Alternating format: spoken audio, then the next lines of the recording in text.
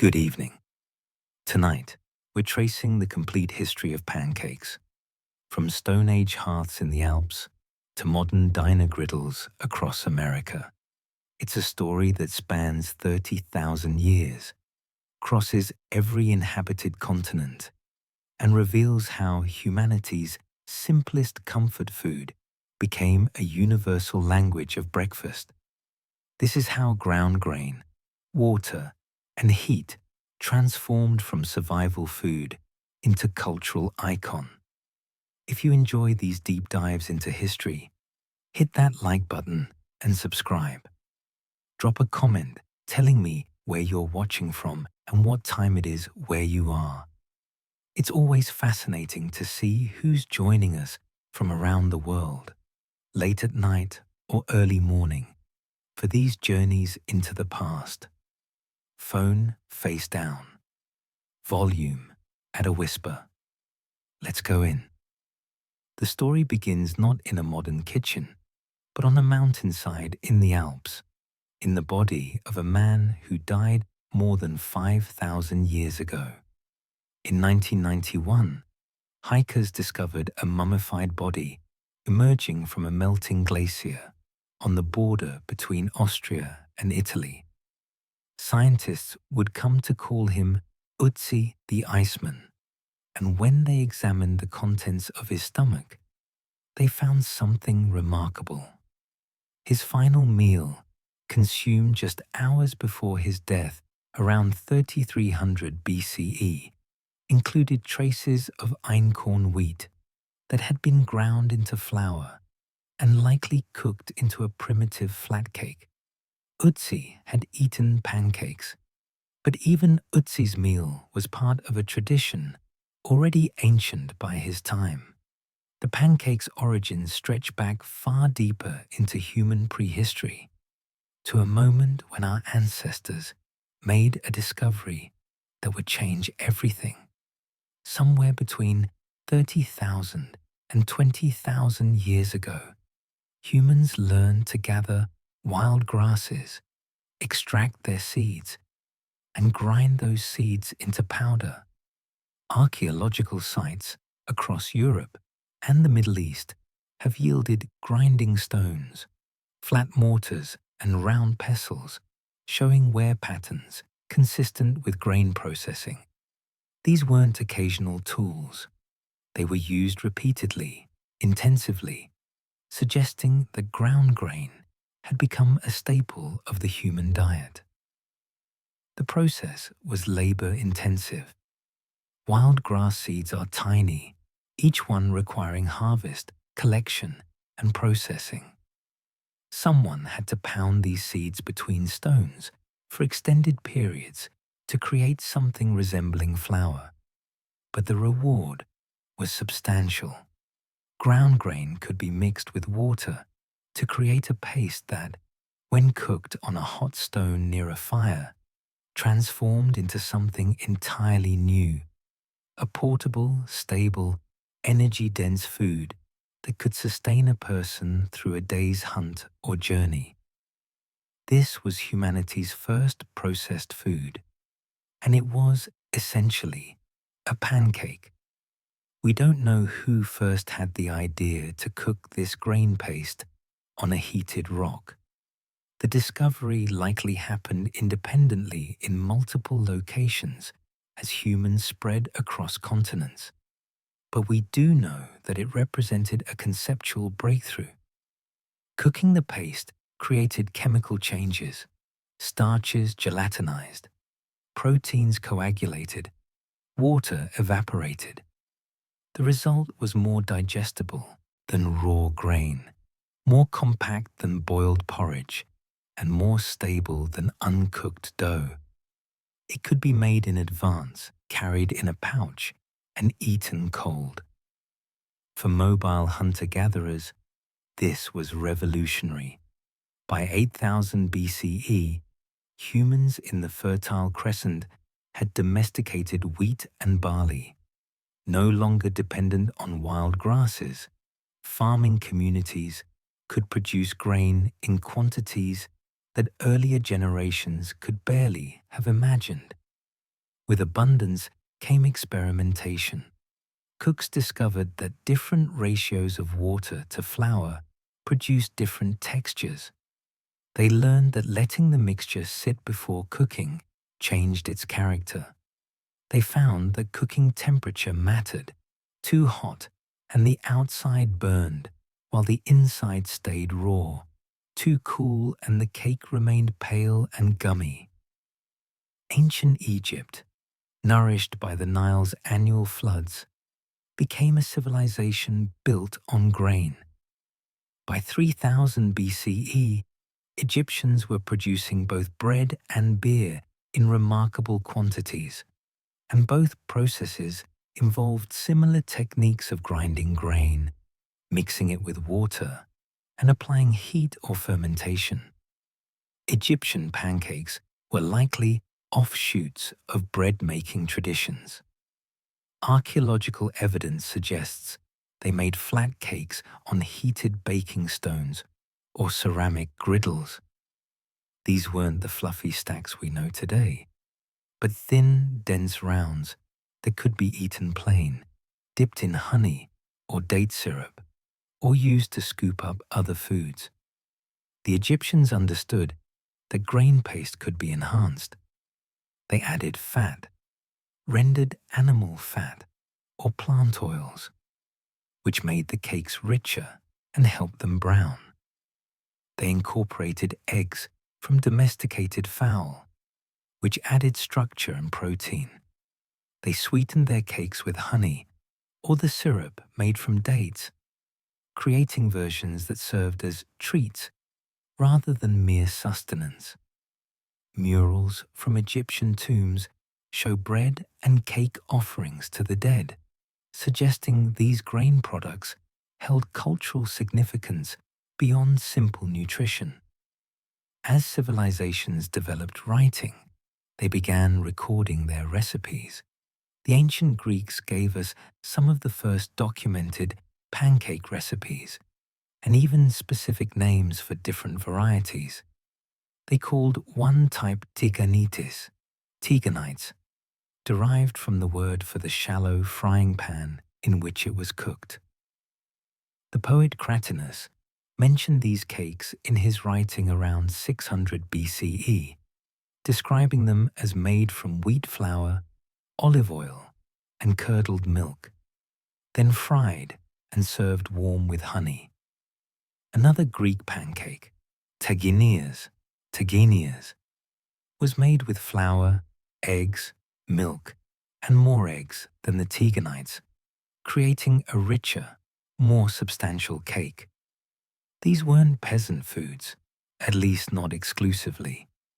Greek pancakes appeared at religious festivals and were offered to the gods. The Greeks understood these cakes as special, worth presenting to deities, worth writing about in poetry. They were simple to make, but pleasing to eat, humble in ingredients, but elevated by careful preparation. A properly made Greek pancake, golden and dripping with honey, represented a kind of minor perfection, the transformation of basic elements into something greater than the sum of their parts. The Greeks also created tiganites, which were made with sesame seeds mixed into the batter, adding a nutty flavor and different texture. For celebrations, they made statitis, pancakes made with the first pressed olive oil of the season and spelled flour, considered particularly fine. Different occasions called for different cakes, and Greek cooks developed a sophisticated understanding of how ingredients and techniques produced varied results. What's remarkable about these ancient pancakes is how they reveal universal human impulses across different cultures that had no contact with one another. People independently arrived at the same basic insight. Ground grain plus liquid plus heat equals something delicious. In China, Archaeological evidence suggests that people were making millet-based flatbreads by 5000 BCE, cooked on heated stones or crude griddles. In the Americas, indigenous peoples ground corn into masa and cooked it into flat cakes long before any European contact. In Africa, various cultures developed their own grain-based flatbreads using sorghum, millet, and teff. The pancake emerged everywhere because it solved fundamental problems. It made grain more digestible and palatable. It allowed for storage and transport of calories. It could be cooked without specialized equipment. Any flat stone, heated in or near a fire, could serve as a cooking surface. It scaled easily, feeding one person or many, depending on how much batter you mixed. And perhaps most importantly, it tasted good. The Maillard reaction, the chemical process that occurs when proteins and sugars are heated together, creates hundreds of flavor compounds.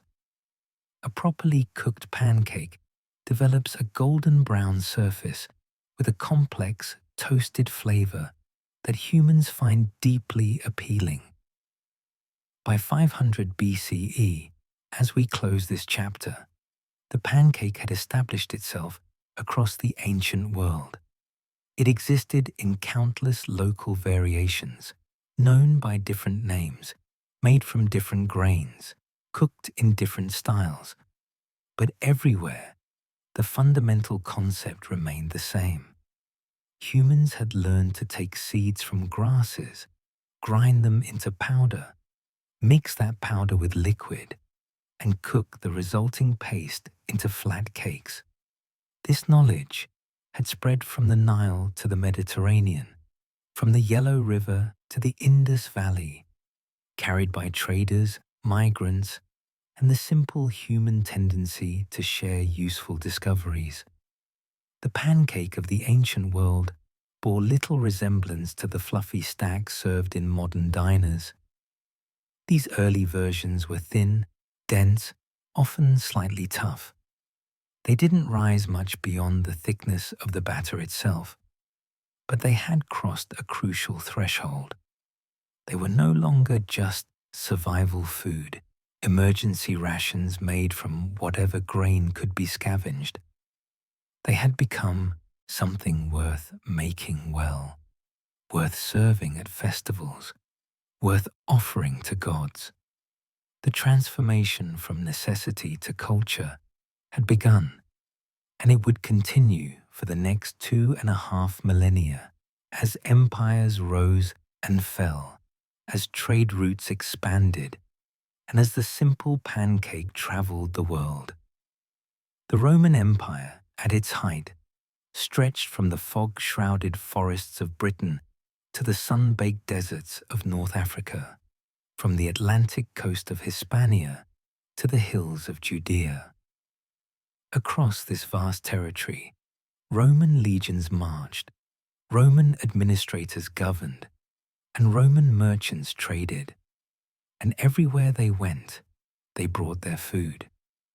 Among the recipes that traveled with Roman expansion was a dish called alita dolcia, sweet wings, what we would recognize today as pancakes. Our most complete window into Roman pancake making comes from a cookbook attributed to Marcus Gavius Apicius, a wealthy Roman gourmet who lived during the reign of Emperor Tiberius in the 1st century CE. The collection of recipes that bears his name, compiled and edited over several centuries into the text we know as De Re Coquinaria on the subject of cooking, contains detailed instructions for making alita dolcia. The recipe calls for flour mixed with milk until it forms a smooth batter, with eggs beaten in to provide structure and richness. This mixture was then fried in oil, creating cakes that were served drizzled with honey and sprinkled with pepper. That final touch, pepper, reminds us how different Roman tastes were from our own. The Romans loved the interplay of sweet and savory, and pepper appeared in dishes we would consider exclusively sweet. But the basic technique Apicius describes would be instantly recognizable to any modern cook. You create a batter, you heat oil in a pan, you ladle in the mixture, and you cook it until golden. 2,000 years later, the fundamental method remains unchanged. What elevated Roman pancakes beyond their Greek predecessors was refinement of ingredients and technique.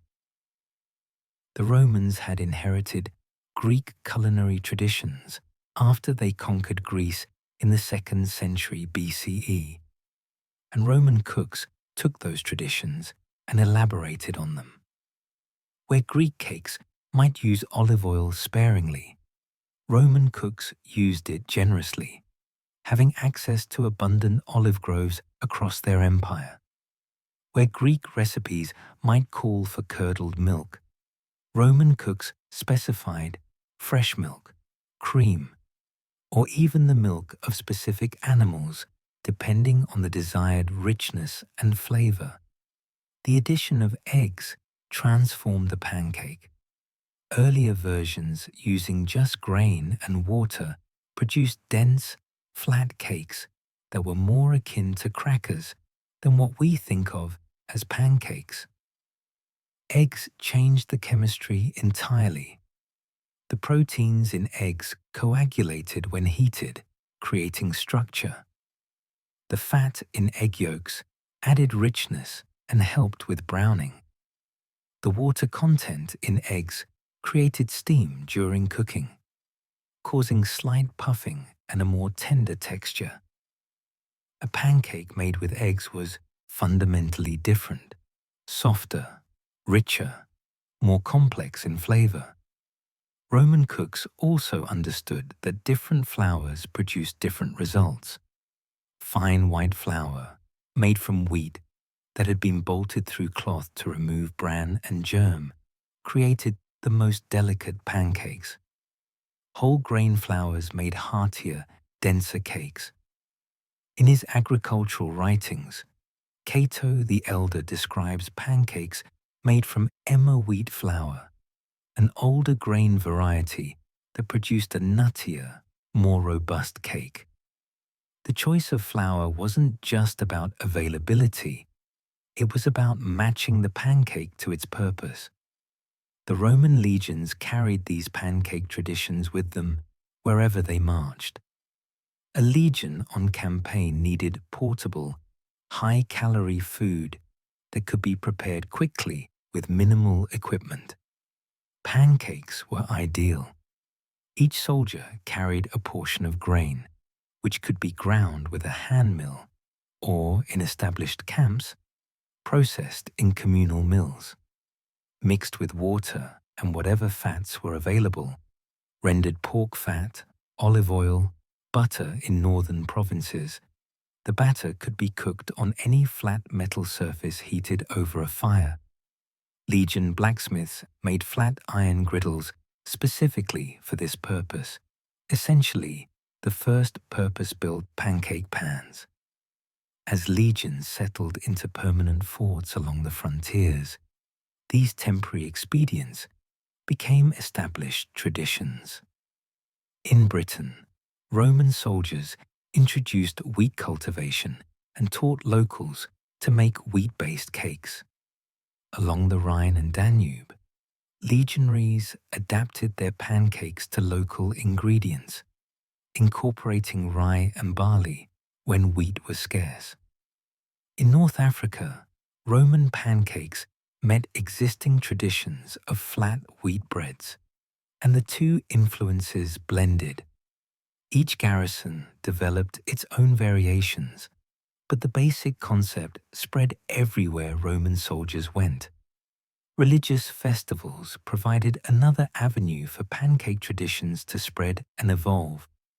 The Romans celebrated numerous festivals throughout the year, many of which involved food offerings to the gods. Pancakes, being both substantial and special, more elaborate than daily bread, but not as expensive as meat, became common festival foods. During Saturnalia, the winter festival that ran from December 17th through the 23rd, Romans gave gifts and prepared special foods, including honey-sweetened cakes. At spring festivals, celebrating new grain harvests, pancakes made from the fresh flour served as both celebration and thanksgiving. The Jewish communities within the Roman Empire developed their own pancake traditions during this period, adapting techniques they learned from both Greek and Roman neighbors while maintaining their own dietary laws and cultural practices. Latkes, potato pancakes, wouldn't emerge until potatoes arrived from the Americas nearly 1,500 years later. But the concept of fried grain cakes was already established. Jewish cooks made pancakes from wheat flour or chickpea flour, fried in oil rather than animal fat to maintain kosher practices. These cakes became associated with Hanukkah, the festival of lights celebrating the rededication of the temple, where oil held special symbolic significance. Blintzes, the thin-filled pancakes that would become a staple of Jewish cuisine, have their origins in this period as well, influenced by both Roman and later Byzantine cooking. The technique of making very thin pancakes, letting them cool, filling them with cheese or fruit, and then folding and frying them appears in Roman texts, and Jewish cooks adapted this method. These filled pancakes became associated with Shavuot, the spring harvest festival, where dairy foods held traditional significance.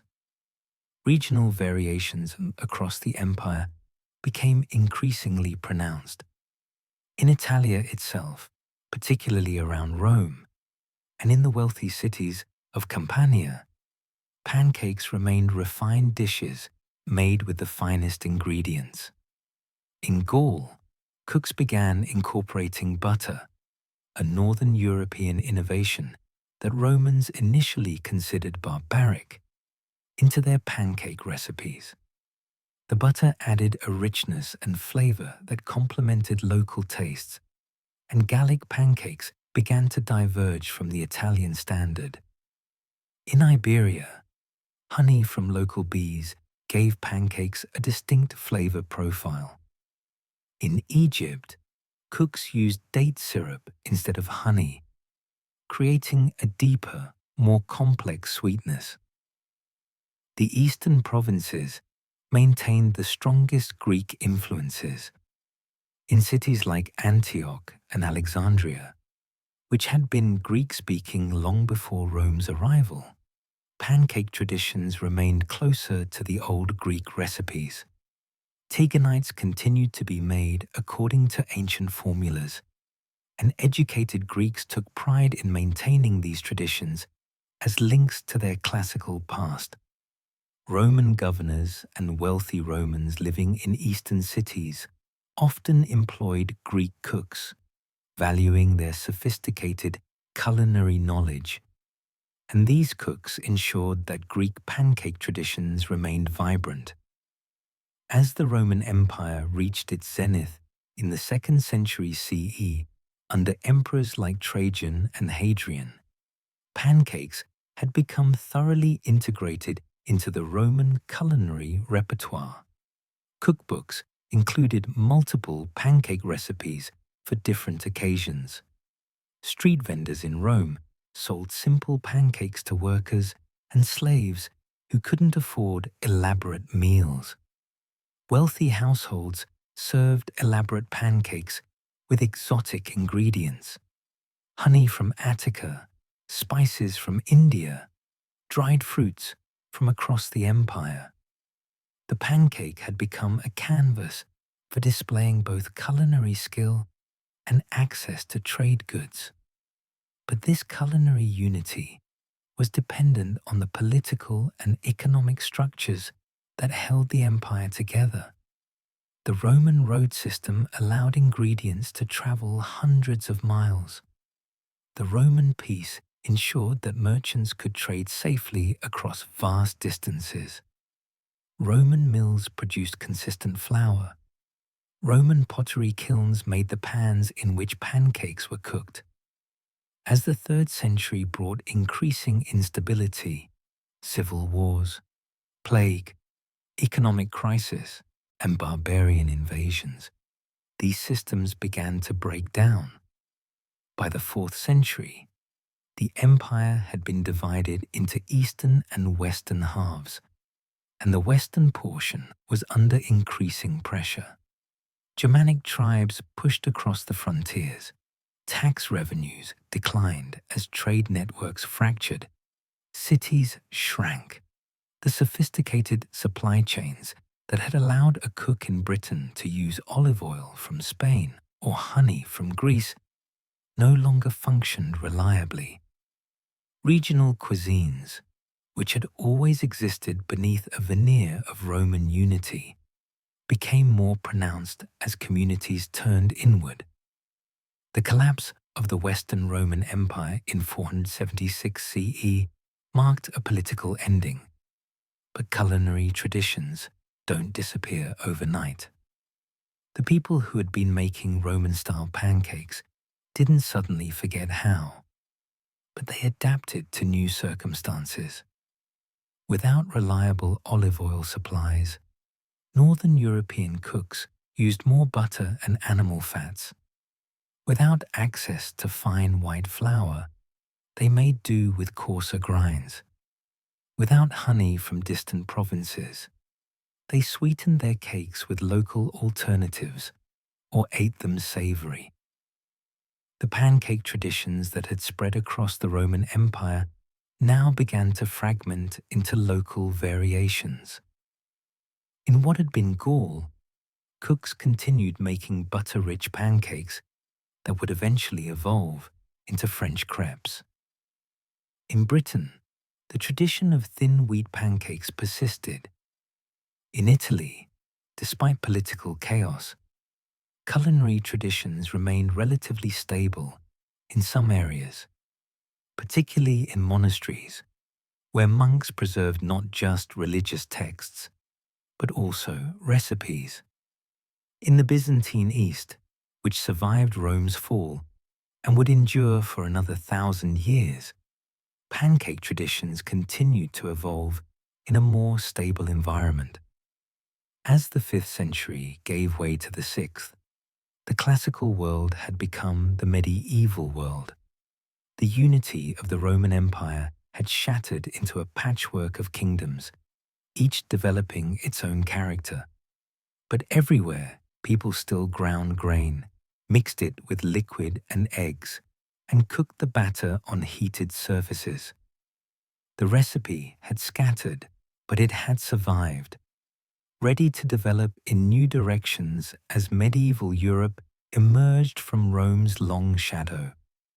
The Christian calendar, with its cycles of feasting and fasting, shaped medieval life in ways we can barely imagine today. The rhythm of the year was marked not just by seasons, but by saints' days, holy days, and the great penitential period of Lent. And it was Lent, those 40 days of fasting and abstinence before Easter, that would transform the pancake from a pleasant food into a cultural institution. The logic was practical before it was spiritual. Lent, which began on Ash Wednesday, required Christians to abstain from rich foods. The specific rules varied by time and place, but generally, medieval Christians were expected to give up meat, eggs, milk, butter, and other animal products during the Lenten fast. This created a problem. In a world without refrigeration, how did a household use up all these perishable items before they spoiled? The answer was to have one last feast, one final indulgence, on the day before Ash Wednesday, a day that came to be known as Shrove Tuesday. The word shrove comes from shrive, meaning to confess one's sins and receive absolution. On this day, medieval Christians would go to church to confess before beginning their Lenten penance. But the day acquired another name as well, Pancake Day. Because what better way to use up eggs, milk, and butter than to make pancakes?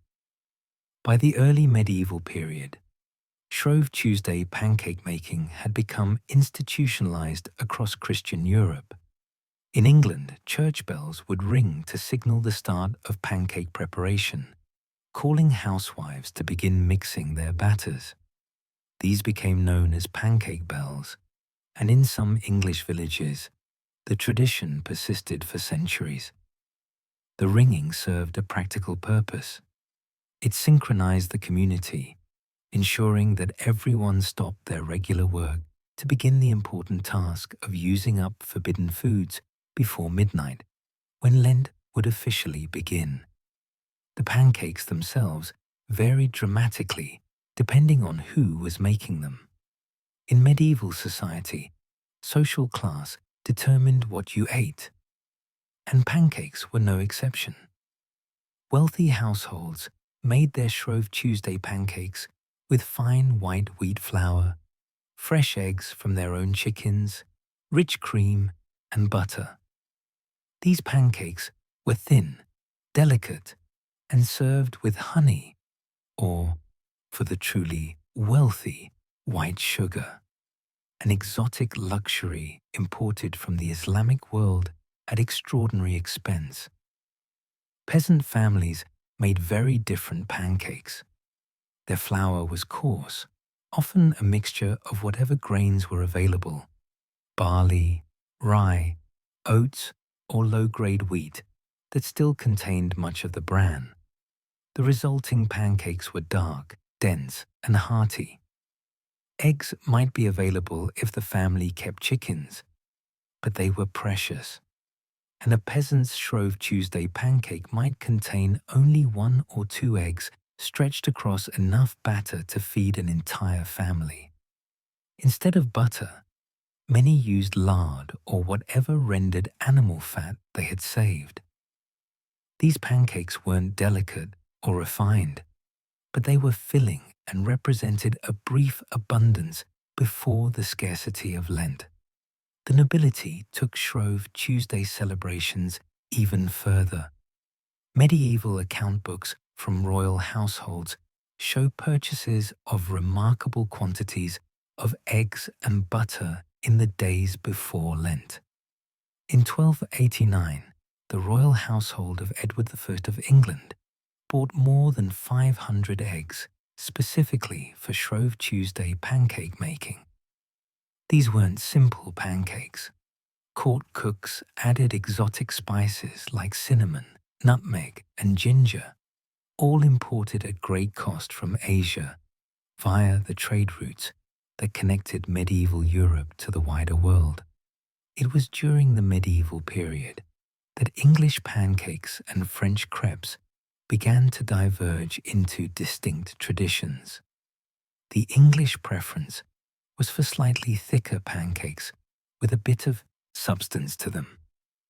English cooks used a batter with a higher proportion of flour to liquid, creating pancakes perhaps a 1/4 inch thick, substantial enough to serve as a meal.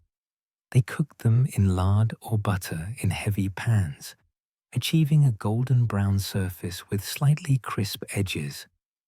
French cooks, particularly in Brittany and Normandy, developed what would become the crepe, a much thinner pancake, almost lacy in texture. The French technique required a thinner batter with more liquid, and skilled cooks learned to tilt and rotate their pans to spread the batter into large, thin circles. These delicate pancakes could be rolled or folded, and they required different cooking skills than English pancakes. The French also began making both sweet and savory versions earlier than their English counterparts, using buckwheat flour for savory crepes that could be filled with vegetables, cheese, or, outside of Lent, meat. Monastic kitchens became centers of culinary preservation and innovation during the medieval period. Monks and nuns, bound by their own dietary rules, developed sophisticated approaches to cooking. Many monasteries maintained detailed records, and some of these included recipes. Pancakes appear in monastic texts from across Europe, with variations suited to the austere requirements of religious life. During Lent, when even monastery residents fasted strictly, pancakes disappeared from the refectory. But on feast days and during ordinary time, monastery cooks made pancakes that reflected their community's relative wealth. The great Benedictine monasteries, with their extensive land holdings and tithe income, could afford fine ingredients. Their pancakes were made with good wheat flour, eggs from monastery henhouses, and milk from monastery dairies. Smaller, poorer monasteries made simpler versions. But across the board, monastic kitchens helped preserve pancake-making techniques through the turbulent early medieval period, when much classical learning and many Roman practices were lost. The monastery's emphasis on literacy and record-keeping meant that recipes were written down, preserved, and transmitted to new generations of cooks. By the high medieval period, the 12th and 13th centuries, Shrove Tuesday had acquired its own folk traditions beyond just eating pancakes. In England, the first documented pancake races appeared. The most famous origin story comes from Olney in Buckinghamshire, where legend holds that in 1445, a woman was making pancakes when she heard the shriving bell calling her to church. Still holding her frying pan with a pancake in it, she ran to the service, flipping the pancake as she went. Whether or not this story is true, pancake races, where participants run while flipping pancakes in their pans, became a documented Shrove Tuesday tradition in various English towns. These races became communal events, markers of local identity.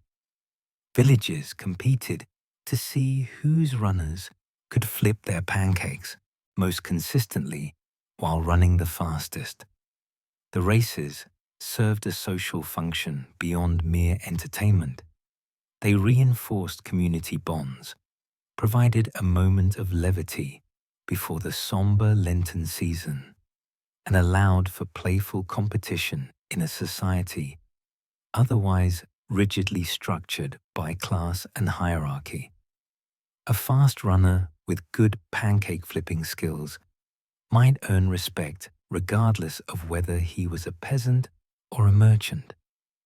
The medieval trade networks that expanded dramatically during the Crusades and the commercial revolution of the High Middle Ages brought new ingredients to European kitchens. Spices that had been rare luxuries in the early medieval period became, if not common, at least accessible to wealthy urban households. A prosperous merchant family in Venice or London might flavor their Shrove Tuesday pancakes with spices purchased from traders who had brought them from Alexandria or Constantinople, spices that had originated in the Moluccas or the Malabar coast. Sugar, too, began its long journey from exotic luxury to common sweetener. Medieval Europeans knew sugar as a medicine and a spice, dispensed by apothecaries in tiny quantities at extraordinary prices. The very wealthy might sweeten their pancakes with sugar, but this was conspicuous consumption, a way of displaying wealth rather than a normal culinary practice. Most people continued to use honey, which varied in quality from the light, fine honey produced by well-kept hives to the darker, stronger honey from wild bees. The choice of sweetener could dramatically affect a pancake's flavor profile. Regional variations proliferated across medieval Europe.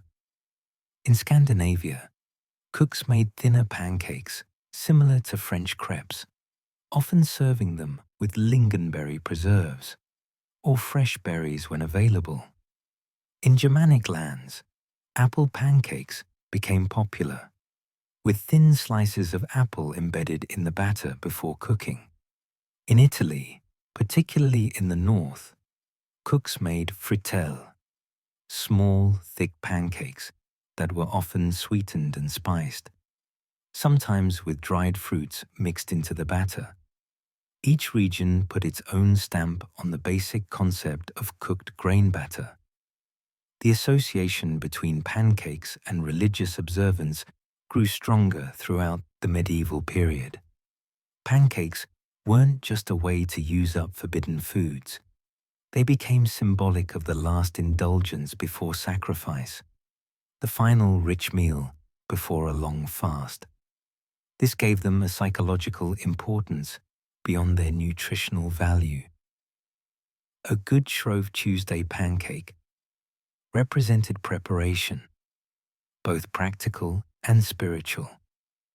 It used up the household's perishable goods responsibly. It provided sustenance before a period of deprivation. And it marked a boundary between ordinary time and holy time, between abundance and austerity. Children in medieval households learned to make pancakes as part of their culinary education. For girls who would eventually manage their own households, knowing how to make proper pancakes was a basic competency.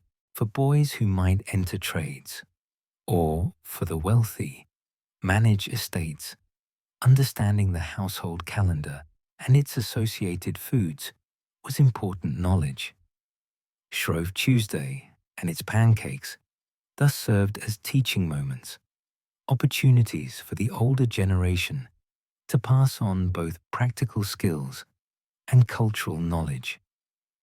By 1400, as the medieval period drew toward its close, the pancake had become deeply embedded in European culture. It existed in multiple forms, adapted to local ingredients and tastes. It marked the calendar, signaling the approach of Lent. It divided along class lines, revealing social hierarchies through the quality of flour and the richness of ingredients. And it had acquired its own traditions, the bells, the races, the sense of occasion that surrounded its preparation and consumption. But Europe was about to change dramatically. The Renaissance was beginning in Italy, bringing new ways of thinking about the world. The age of exploration was dawning, and soon European ships would reach the Americas, Asia, and Africa, bringing back ingredients that medieval Europeans had never imagined. The Reformation would shatter Christian unity, challenging old traditions and the calendar that had shaped medieval life. And all of these transformations would affect the humble pancake, expanding its ingredients, spreading its traditions, and carrying it to parts of the world where no medieval European had ever traveled. The pancake's horizons, like Europe's, were about to expand dramatically. The 15th century brought a revolution in how knowledge was preserved and transmitted. Johannes Gutenberg's printing press, developed in the 1440s, meant that, for the first time in human history, information could be reproduced quickly, accurately, and in large quantities. Among the many types of texts that flowed from Europe's new printing houses were cookbooks, and these books would fundamentally change how people thought about food preparation, including the making of pancakes. The first printed cookbook appeared in Italy in 1470, De Honesta Voluptate et Valetudine, or On Honorable Pleasure and Health, by Bartolomeo Platina. It was followed by dozens of others across Europe over the next century. These books did something revolutionary. They standardized recipes. Before printing, culinary knowledge passed orally from cook to cook, or through laboriously hand-copied manuscripts that only the wealthy could afford. Now, a merchant in Lyon could learn the same pancake recipe as a burgher in Amsterdam, both reading from identical printed pages. The cookbooks of the Renaissance period reveal how pancakes were made and understood in the early modern world. A cookbook published in Venice in 1570, Bartolomeo Scappi's Opera dell'arte del cucinare, includes detailed instructions for making various types of fritters and pancakes for noble households. The recipes assume access to refined ingredients: white flour, fresh eggs, good butter, and they specify precise techniques. This level of detail helped spread best practices across Europe's kitchens. But the most dramatic change to pancakes in this period came not from Europe itself, but from the vast territories Europeans were colonizing across the Atlantic. The Spanish conquest of the Caribbean, Mexico, and South America, followed by Portuguese expansion in Brazil and later English, French, and Dutch colonization of North America, connected Europe to an entirely new range of ingredients. And three of these ingredients would transform the pancake: sugar, chocolate, and maple syrup. Sugar had existed in medieval Europe, but as an expensive luxury. The Renaissance changed this through brutal efficiency. European colonizers established sugar plantations in the Caribbean and Brazil, using enslaved African labor to produce sugar on an industrial scale.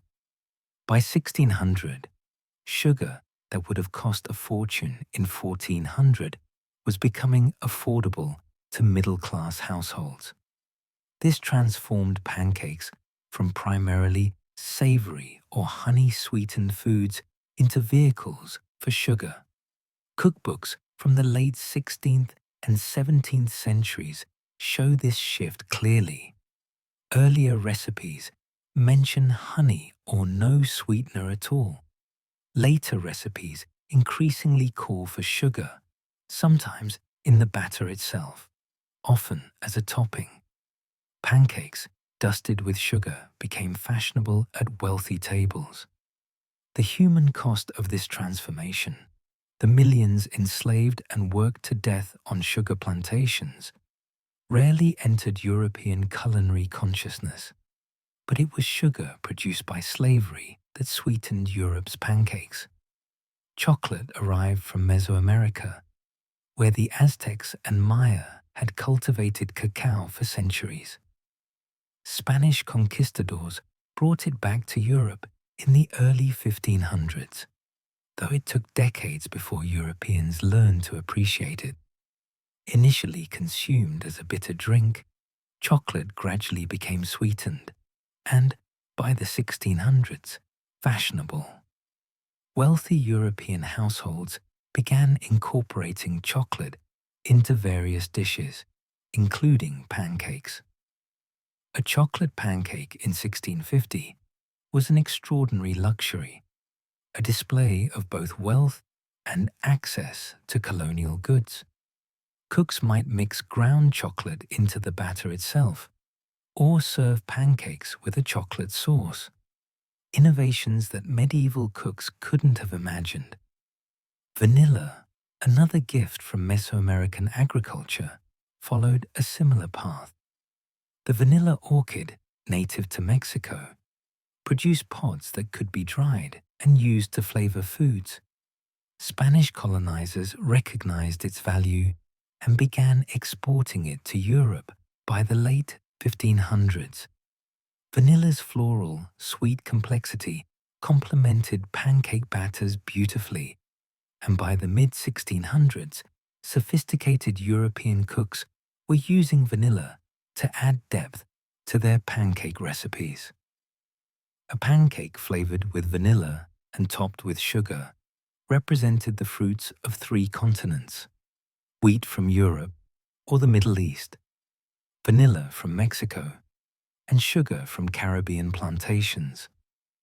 In North America, European colonists encountered native American foodways that would influence their own cooking. The indigenous peoples of the Northeast had been making corn-based flatbreads for centuries before Europeans arrived. Corn, maize, was unknown in Europe before 1492, and colonists had to learn entirely new techniques for processing and cooking it.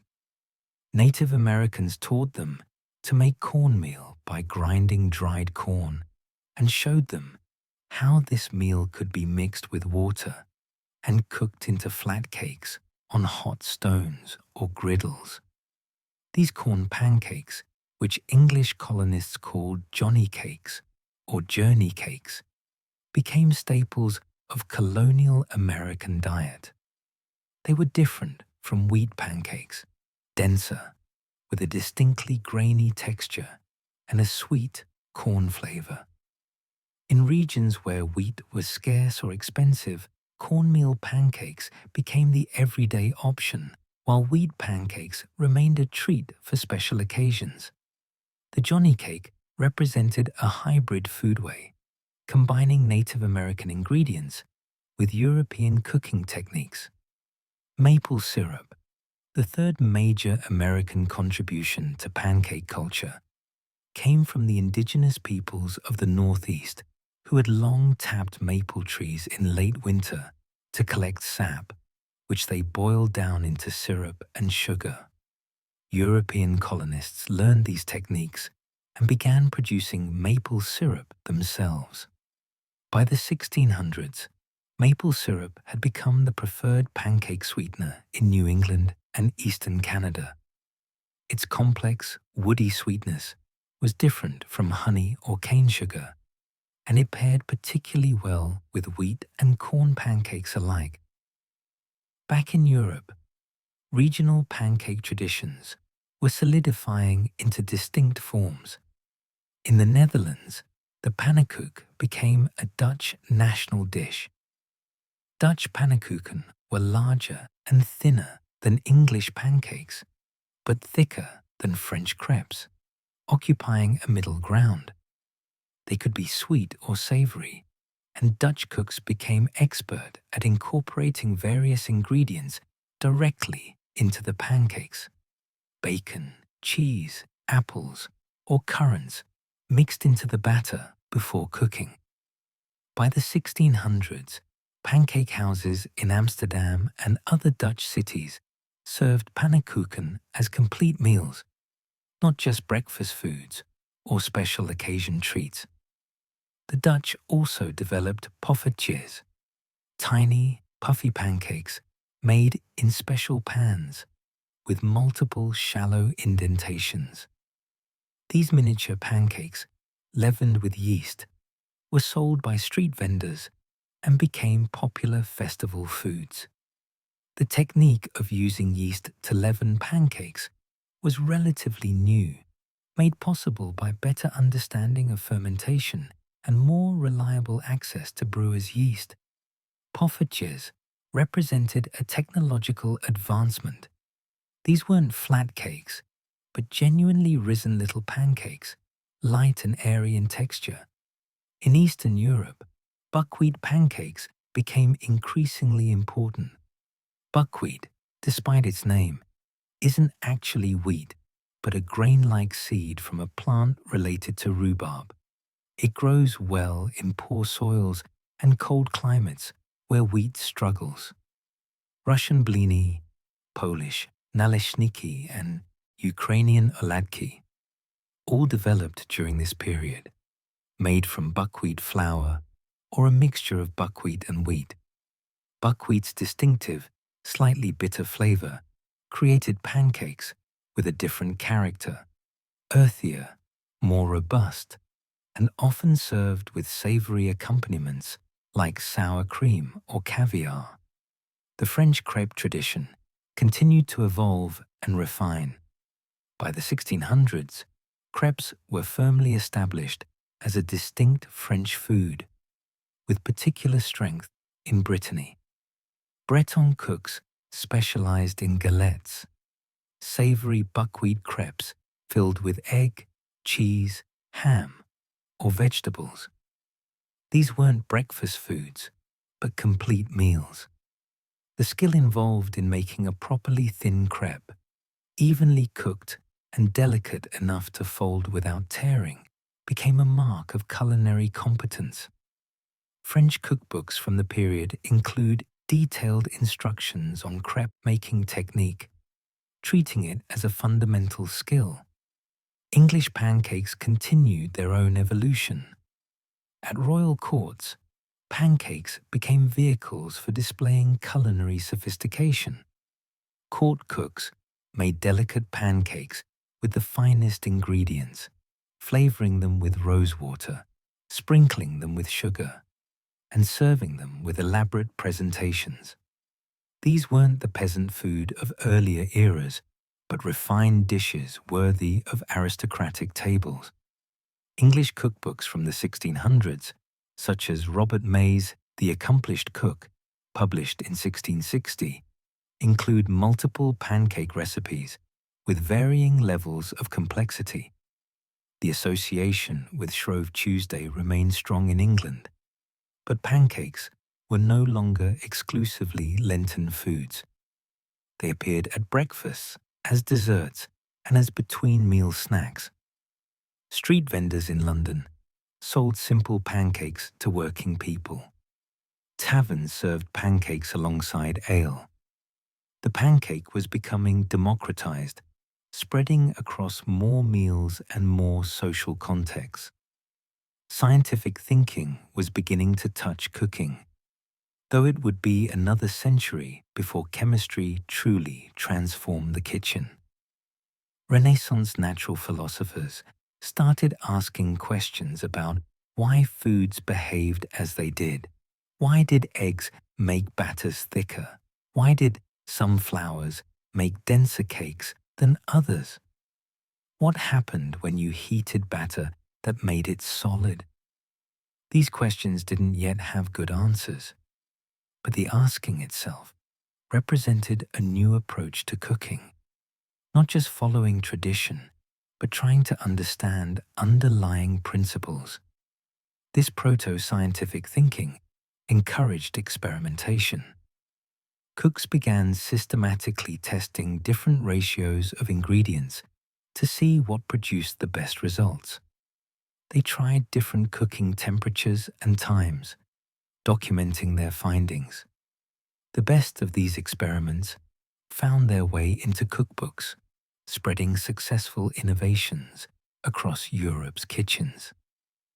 The pancake benefited from this experimental approach, with cooks discovering that a slightly thinner batter spread more easily, that letting batter rest before cooking improved texture, and that the first pancake from a pan was rarely as good as subsequent ones.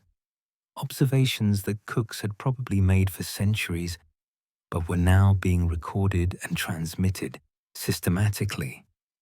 Trade connections were expanding throughout this period, bringing ingredients from Asia as well as the Americas. Spices that had been rare luxuries became merely expensive rather than prohibitively so. A prosperous urban household might season their pancakes with cinnamon from Ceylon, nutmeg from the Moluccas, or ginger from India. These spices, combined with American vanilla and Caribbean sugar, created flavor profiles that were genuinely global, drawing on ingredients from 4 continents.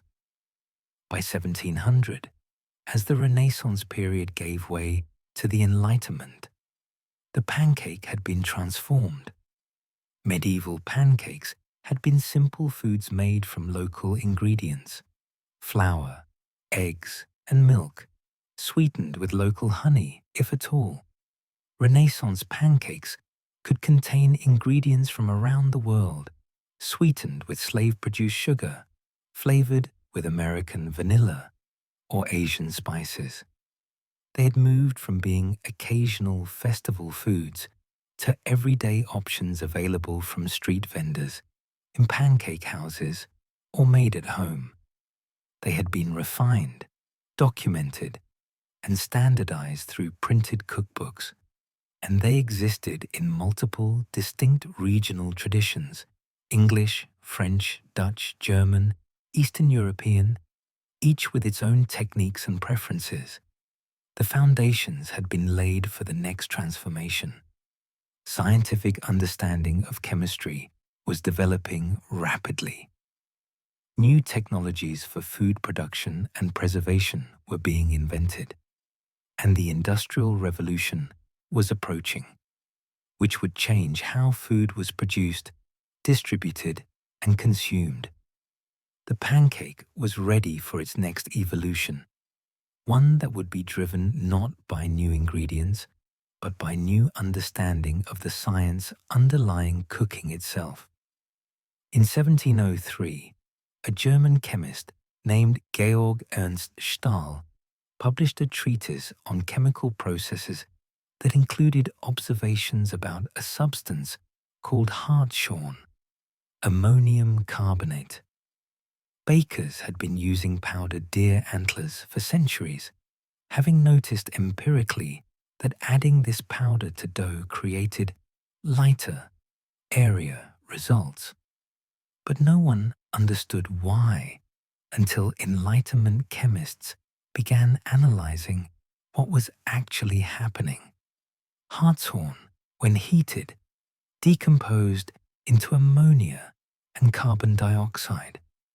Those carbon dioxide bubbles, trapped in batter or dough, created the lightness bakers had observed. This wasn't magic or luck, it was chemistry. This realization marked the beginning of a transformation that would change pancakes more dramatically than anything since the invention of the griddle. For thousands of years, pancakes had been essentially flat. They might puff slightly from steam during cooking, but they remained thin, dense cakes. The only way to make them rise was through yeast fermentation, a slow, unpredictable process that required time, skill, and the right temperature conditions. Chemical leavening offered something different: reliable, fast rising, that any cook could achieve. Hartshorn had limitations. The ammonia it released during decomposition had a strong, unpleasant smell. This dissipated in thin cookies and crackers, but in thicker batters like pancakes, traces of ammonia flavor could remain. Bakers used it selectively in recipes where the thinness of the final product ensured complete ammonia evaporation. Still, it proved the concept. Chemical agents could make baked goods rise without yeast, and once that principle was established, chemists and cooks began searching for better alternatives. The breakthrough came from an unexpected source: wood ash. In the 1780s, American colonists discovered that the ash from burned hardwood, when processed through water and then evaporated, yielded a white powder they called pearl ash, potassium carbonate.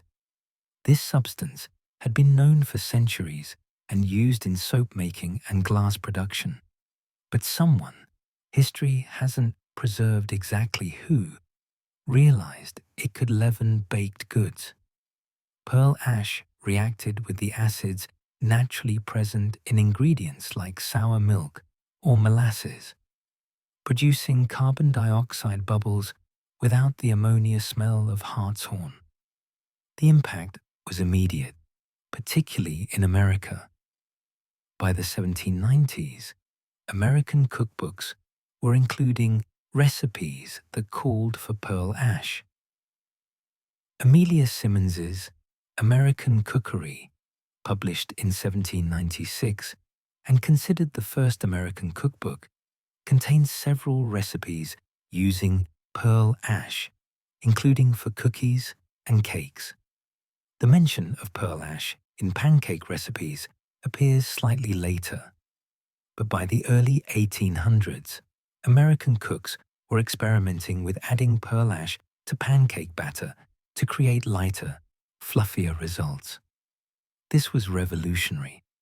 A cook could now make a thick pancake, half an inch or even thicker, that wasn't dense and heavy, but light and tender. The texture was entirely different from traditional thin pancakes. When you cut into a chemical-leavened pancake, you encountered a tender, almost cake-like interior with a structure riddled with tiny air pockets. This was a fundamentally new food, different enough that it deserved a different name. Americans began calling these thicker, risen pancakes griddle cakes or flapjacks to distinguish them from traditional thin pancakes. The science behind this transformation was becoming clearer as chemistry developed into a mature discipline. In 1783, Antoine Lavoisier identified and named oxygen. By the early 1800s, chemists understood that combustion and respiration involved chemical reactions, not the release of mysterious substances like phlogiston, as earlier theories had held. This new understanding extended to cooking.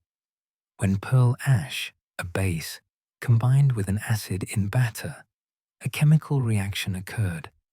Salt, water, and carbon dioxide gas formed. The gas created bubbles. The bubbles expanded in the heat of the griddle, and the result was a risen pancake. By the 1830s, a better chemical leavening agent had emerged, saleratus, or sodium bicarbonate, what we now call baking soda.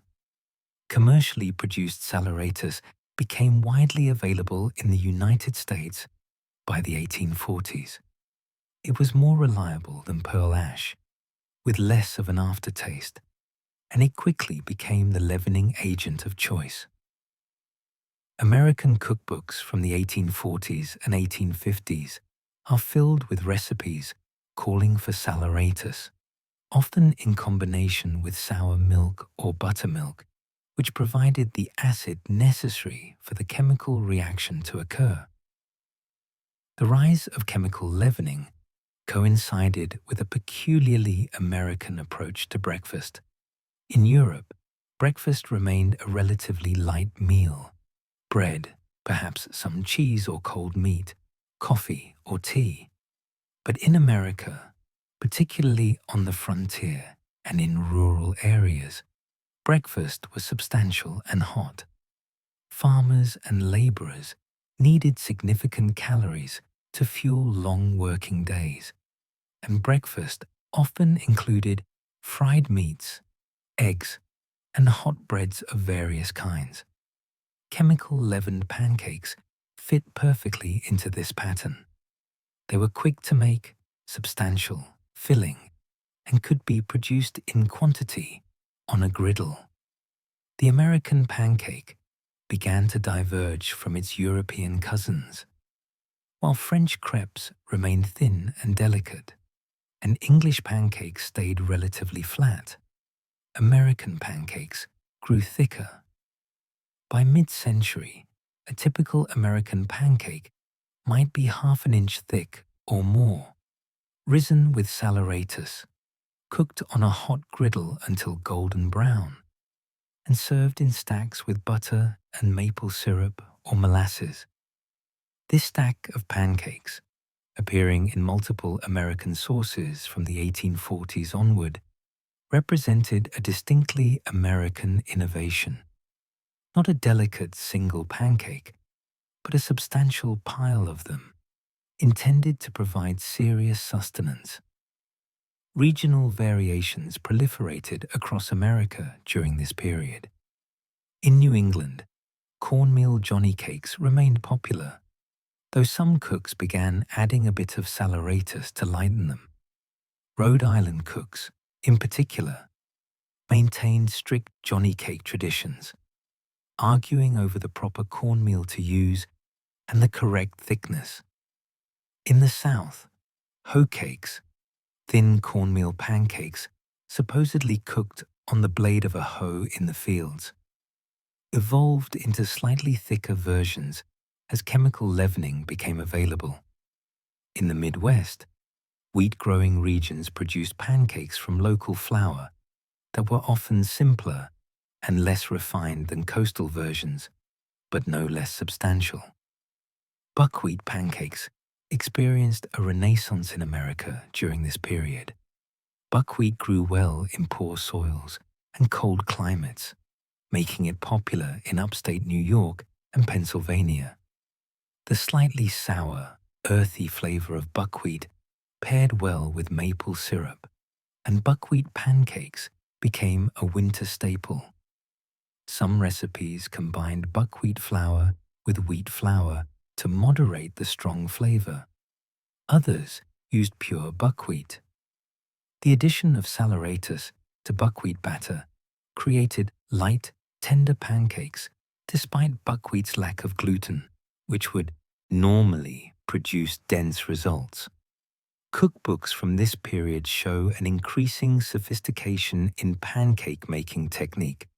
Authors provided detailed instructions on batter consistency, thick enough to hold bubbles, but thin enough to spread on the griddle.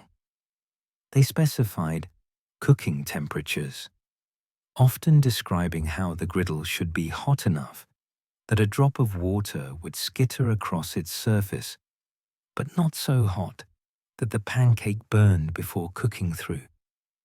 They discussed when to flip pancakes, when bubbles appeared on the surface and the edges looked set.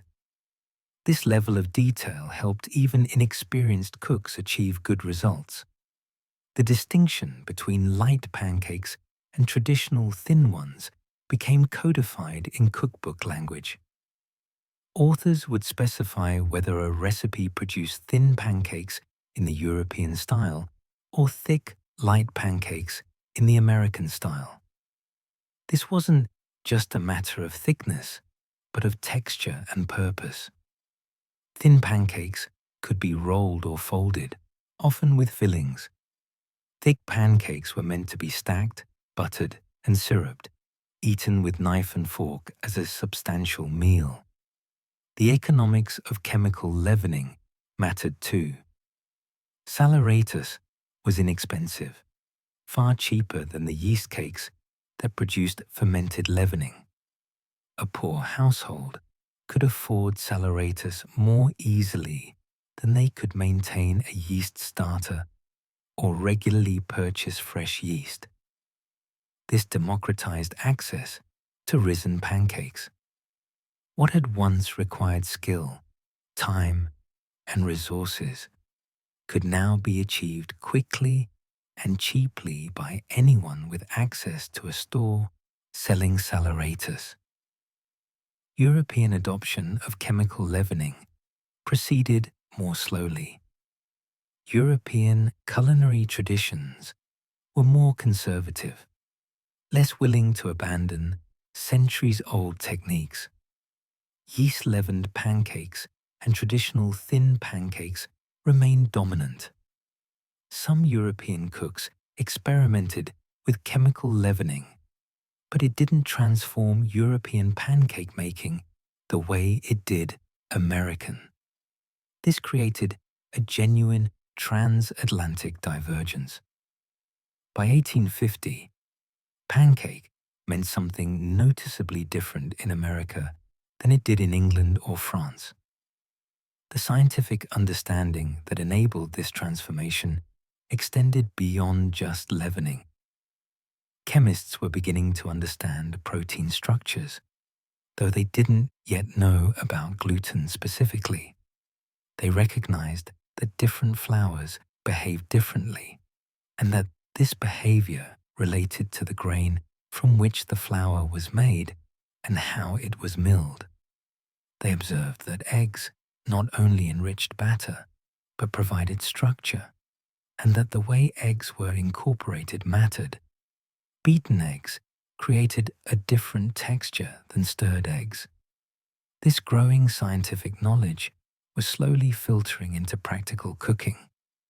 The best cookbooks of the period, such as Catherine Beecher's Miss Beecher's Domestic Receipt Book, published in 1846, explained not just what to do, but why.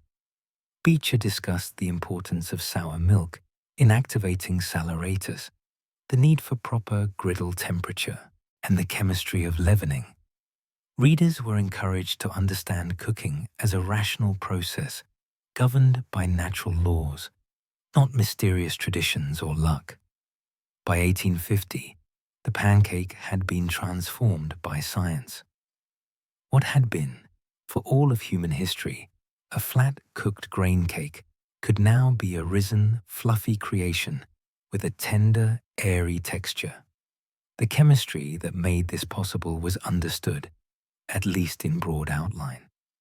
Commercial production of reliable chemical leavening agents had begun, and cookbooks had spread this knowledge widely, enabling cooks across economic classes to make light pancakes.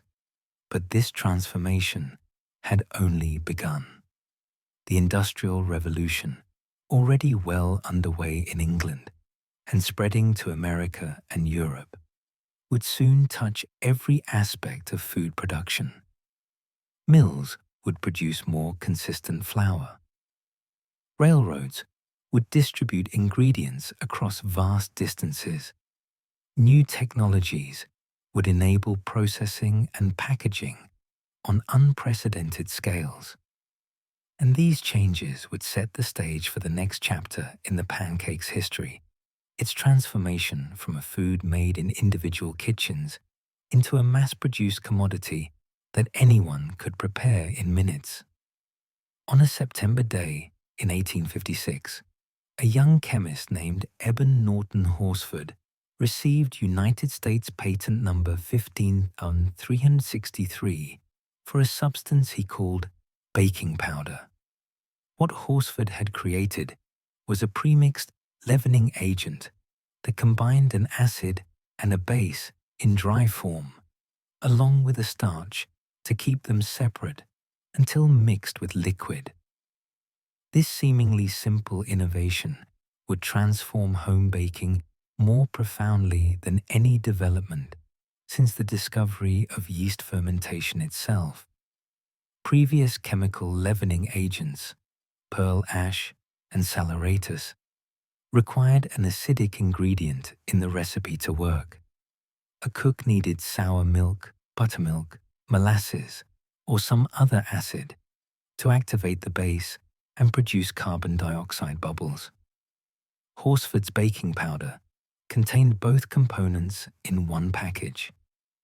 Add it to any batter, wet or sweet, acidic or neutral, and it would leaven reliably. More importantly, Horsford developed a double-acting formula that released some gas when moistened and more when heated. providing two stages of rise, one during mixing and another during cooking. This made success nearly foolproof. Horsford wasn't alone in recognizing the potential.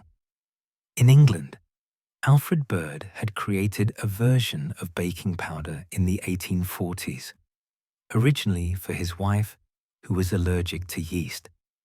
In America, multiple chemists and entrepreneurs raced to patent and commercialize their own formulations.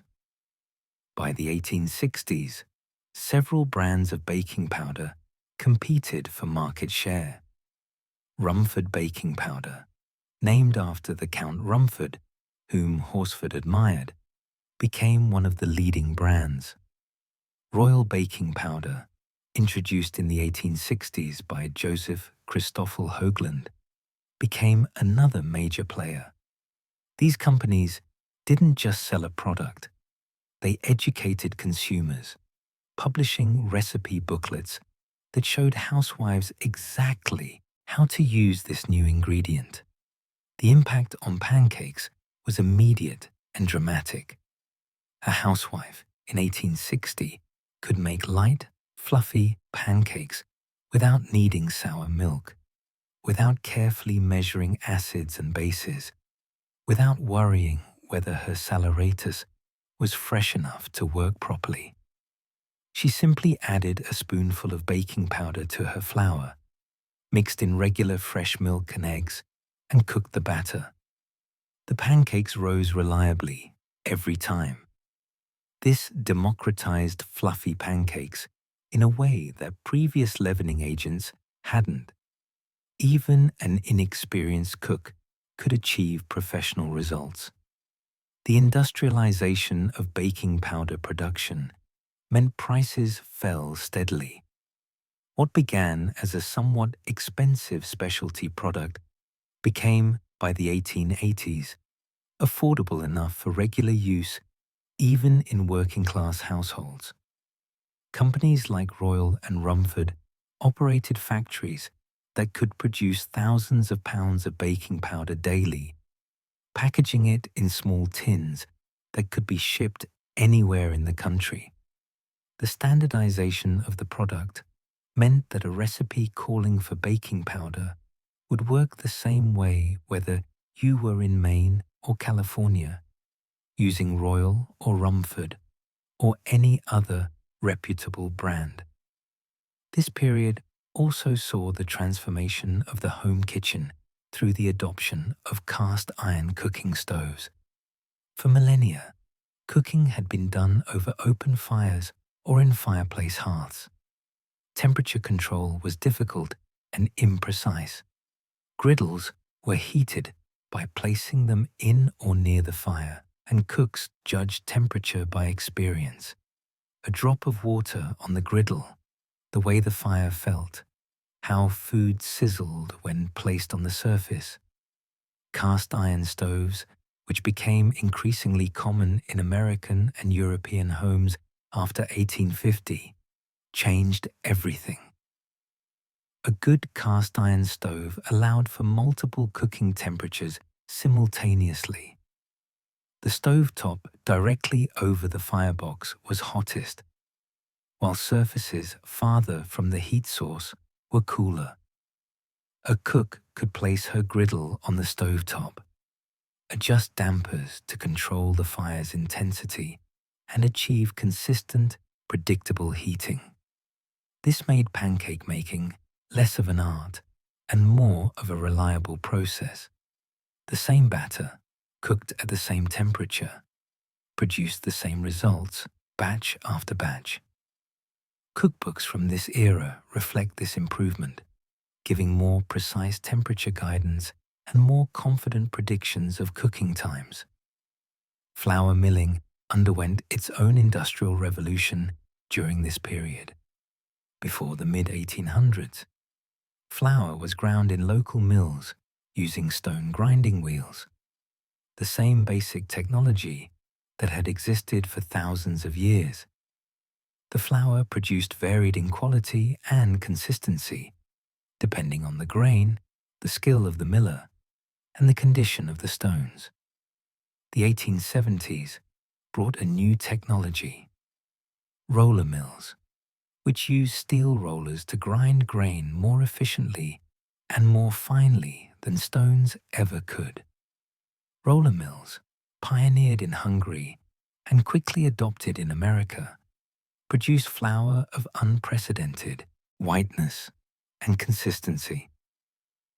They could separate the wheat kernel's components more completely, removing bran and germ to create pure white flour. This flour behaved predictably in recipes.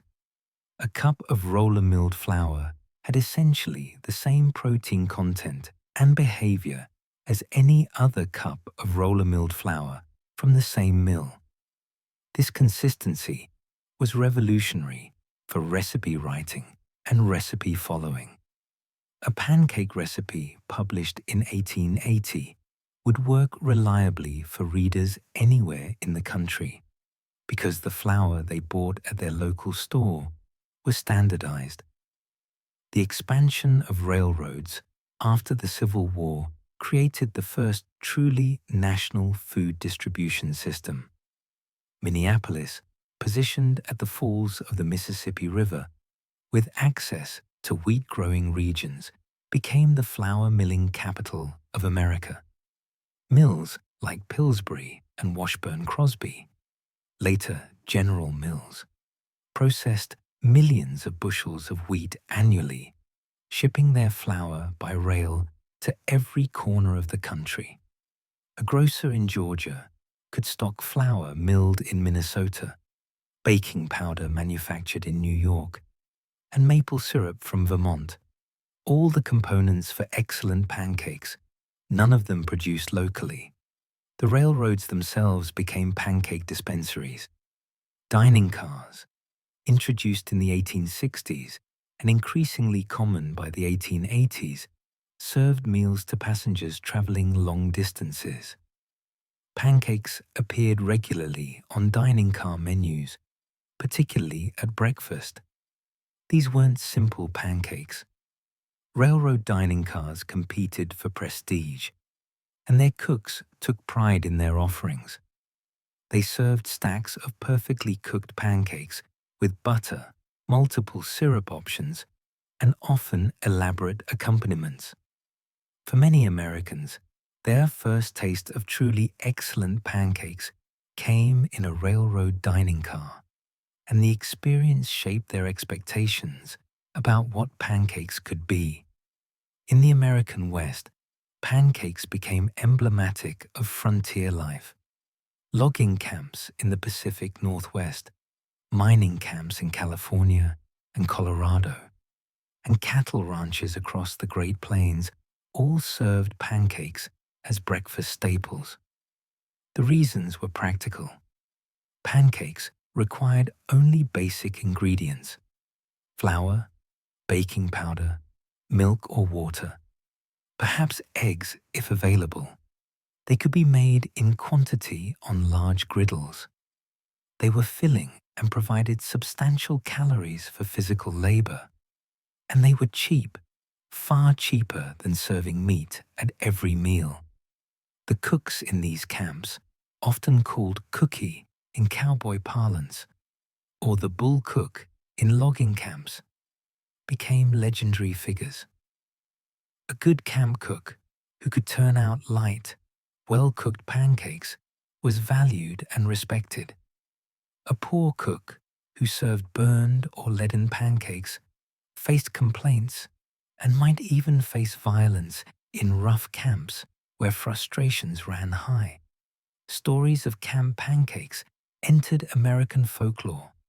Tales of pancakes so large they required wagon wheels for griddles, of flapjacks flipped so high they came down cold, of sourdough starters carried for decades through gold rushes and cattle drives. Sourdough pancakes deserve particular mention. In remote areas where fresh yeast was unavailable and baking powder might be scarce, cooks maintained sourdough starters. mixtures of flour and water in which wild yeasts and bacteria lived and multiplied. A portion of starter could leaven pancake batter, creating light, tangy pancakes without any commercial leavening agent. Sourdough starters became prized possessions, sometimes kept alive for years, shared among miners and settlers, named and treated almost like pets.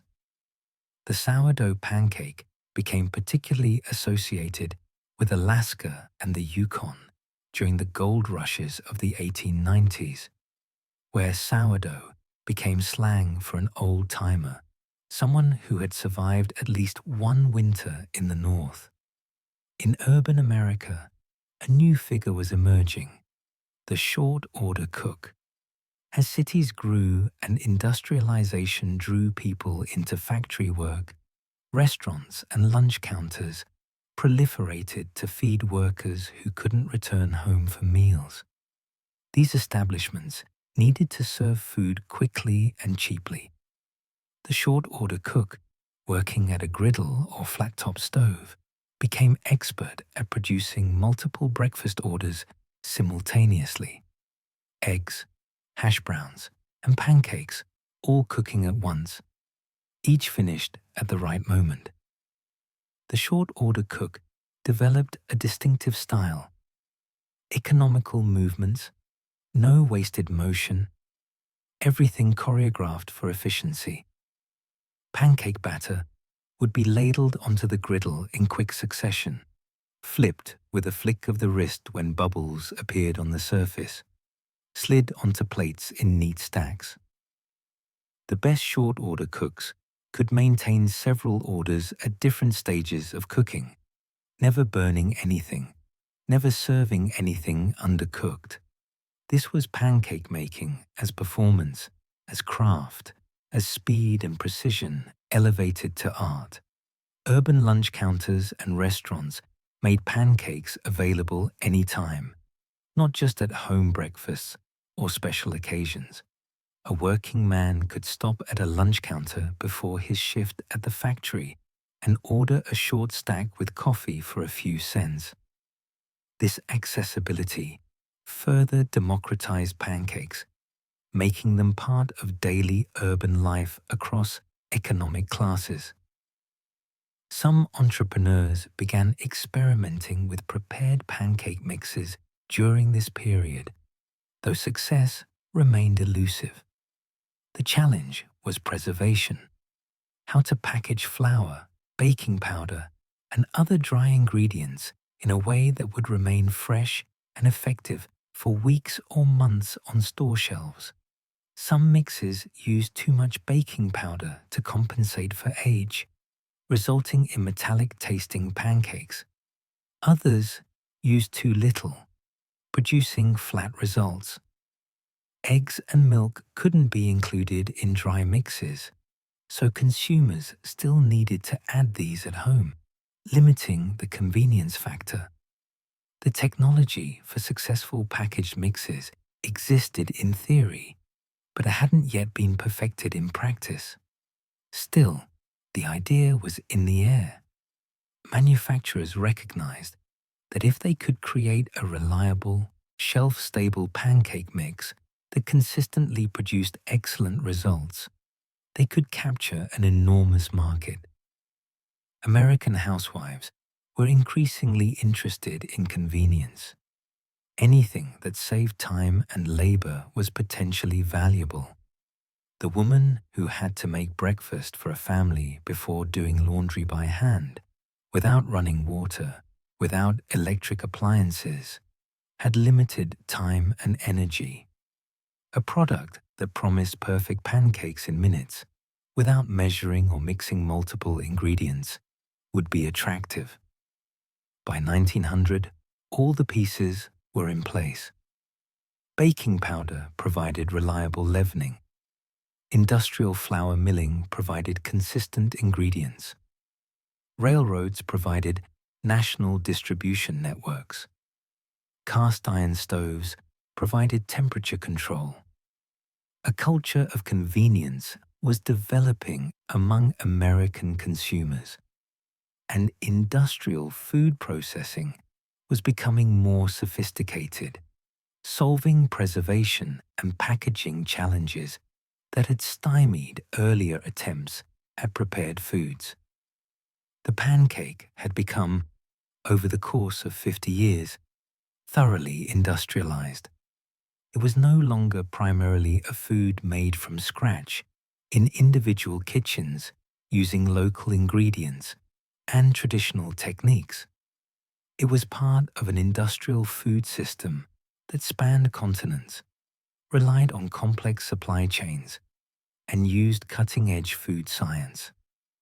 The short-order cook-flipping pancakes in a New York lunch counter might be using flour milled in Minneapolis from wheat grown in Kansas, baking powder manufactured in New Jersey, and sugar refined from cane grown in Louisiana.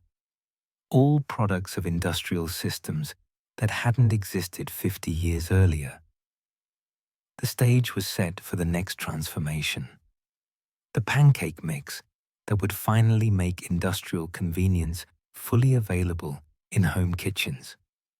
In 1889, two men named Charles Rutt and Charles Underwood opened a small mill in St. Joseph, Missouri.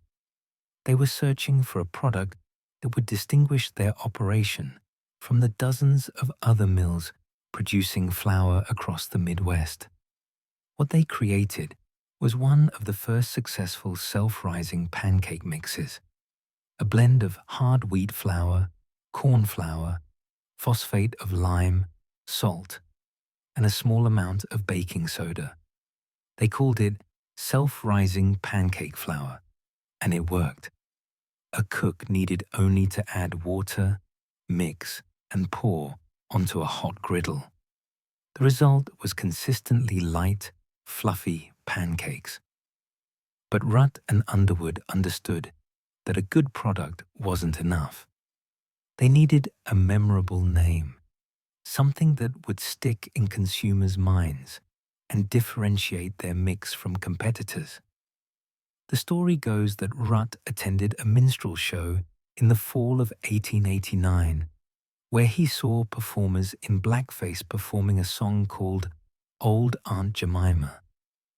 The tune was catchy, the name was memorable, and Rutt decided to adopt it for his pancake mix. By 1890, packages of Aunt Jemima pancake flour were appearing on store shelves. The mix itself was innovative, but Rutt and Underwood lacked the capital and marketing expertise to build it into a major brand. In 1890, they sold the formula and trademark to the R.T. Davis Milling Company, a larger operation with bigger ambitions. R.T. Davis recognized that he had acquired something potentially valuable, but the mix needed more than just a catchy name. It needed a story, an image, something that would make it irresistible to American consumers. Davis's solution was to bring Aunt Jemima to life. For the 1893 World's Columbian Exposition in Chicago, he hired Nancy Green, a woman born into slavery in Kentucky in 1834 and now working as a housekeeper in Chicago. Green was hired to portray Aunt Jemima at the Davis Milling Company's booth, where she would make pancakes, greet visitors, and tell stories in character. Davis dressed her in costume, an apron, a bandana, clothing designed to evoke the mammy stereotype that was pervasive in post-Civil War American culture. Nancy Green was, by multiple accounts, a remarkable woman. She was an excellent cook and a natural storyteller. At the World's Fair, she made thousands of pancakes, drawing enormous crowds to the Davis booth. She sang songs, told stories of plantation life, many entirely fictional, created for marketing purposes, and engaged visitors with warmth and skill. The display was so successful that Davis Milling reportedly signed over 50,000 orders at the fair. Aunt Jemima pancake mix went from a regional product to a nationally recognized brand almost overnight. But this success was built on a foundation that we must examine directly. The Aunt Jemima character was a racial stereotype, the mammy figure that white Americans found comforting in the post-Reconstruction era. This stereotype portrayed black women as content servants, happy in their subordinate positions, nurturing toward white families. It erased the reality of slavery's brutality and the ongoing oppression of black Americans in the Jim Crow era. Nancy Green was a real woman with her own story, but she was employed to portray a fiction that served white nostalgia for a past that had never actually existed. Green worked as Aunt Jemima for more than 20 years, appearing at expositions, fairs, and promotional events. She was paid for her work, but her compensation was modest compared to the value she generated for the company. When she died in 1923, struck by a car in Chicago, her obituary mentioned her work for the company, but she had no ownership stake in the brand she had embodied. Other women would portray Aunt Jemima after her: Anna Robinson, who took over in the 1930s, and several others across the decades. But Nancy Green had been the first living trademark in American advertising history, her image and performance creating an indelible connection between a product and a persona. The pancake mix itself continued to evolve. The original formula required adding water, but later versions called for adding milk and eggs, which improved flavor and texture. This seems counterintuitive. Why create a convenience product that still requires fresh ingredients? But manufacturers discovered that consumers felt more invested in the cooking process when they added ingredients themselves. A mix requiring only water felt too convenient, almost suspiciously easy. Adding milk and eggs made the cook feel involved while still saving the time and trouble of measuring flour and baking powder. R.T. Davis's marketing genius extended beyond Nancy Green. The company invested heavily in advertising, placing Aunt Jemima's image on posters, in magazines, and on the packages themselves. The advertising created a mythology around pancakes as a traditional American breakfast, something mothers had been making for their families for generations. This was, of course, largely invented. Pancakes had been eaten in America, but the thick, fluffy, stacked pancakes promoted by Aunt Jemima were a relatively recent innovation, made possible by chemical leavening. The tradition being sold was less than 50 years old, but effective marketing created the feeling of timelessness, of connection to an imagined past. Other companies watched Aunt Jemima's success and rushed to create competing products. Log cabin syrup, introduced in 1887 by P.J. Towle in Minnesota, promoted itself as the perfect accompaniment to pancakes, using imagery of Abraham Lincoln and frontier cabins to evoke American heritage. Mrs. Butterworth's, introduced later, would create another maternal figure, this one in the shape of the bottle itself. These brands understood that they were selling more than just syrup or mix. They were selling comfort, nostalgia, and a vision of domestic life. By the 1920s, multiple pancake mix brands competed for shelf space. Grocery stores stocked Aunt Jemima alongside regional brands and house brands. The basic technology was well understood. Mix the dry ingredients, add preservatives to prevent spoilage, package in moisture-proof containers.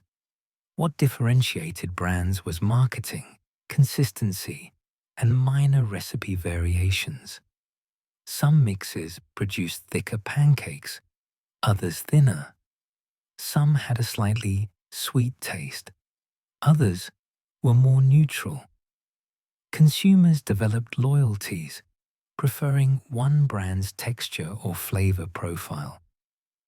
The true breakthrough in pancake mix technology came in 1930, when the Washburn-Crosby Company, which had recently reorganized as General Mills, introduced Bisquick. The story of Bisquick's invention has become advertising legend. A General Mills sales executive named Carl Smith was traveling by train and ordered biscuits in the dining car. The biscuits arrived remarkably fast, and Smith asked the chef how this was possible. The chef revealed that he pre-mixed his dry ingredients with fat, storing the mixture in the icebox. When an order came in, he simply added liquid and baked. Smith recognized the potential immediately. If fat could be incorporated into a shelf-stable mix, something no one had successfully commercialized, it would revolutionize home baking.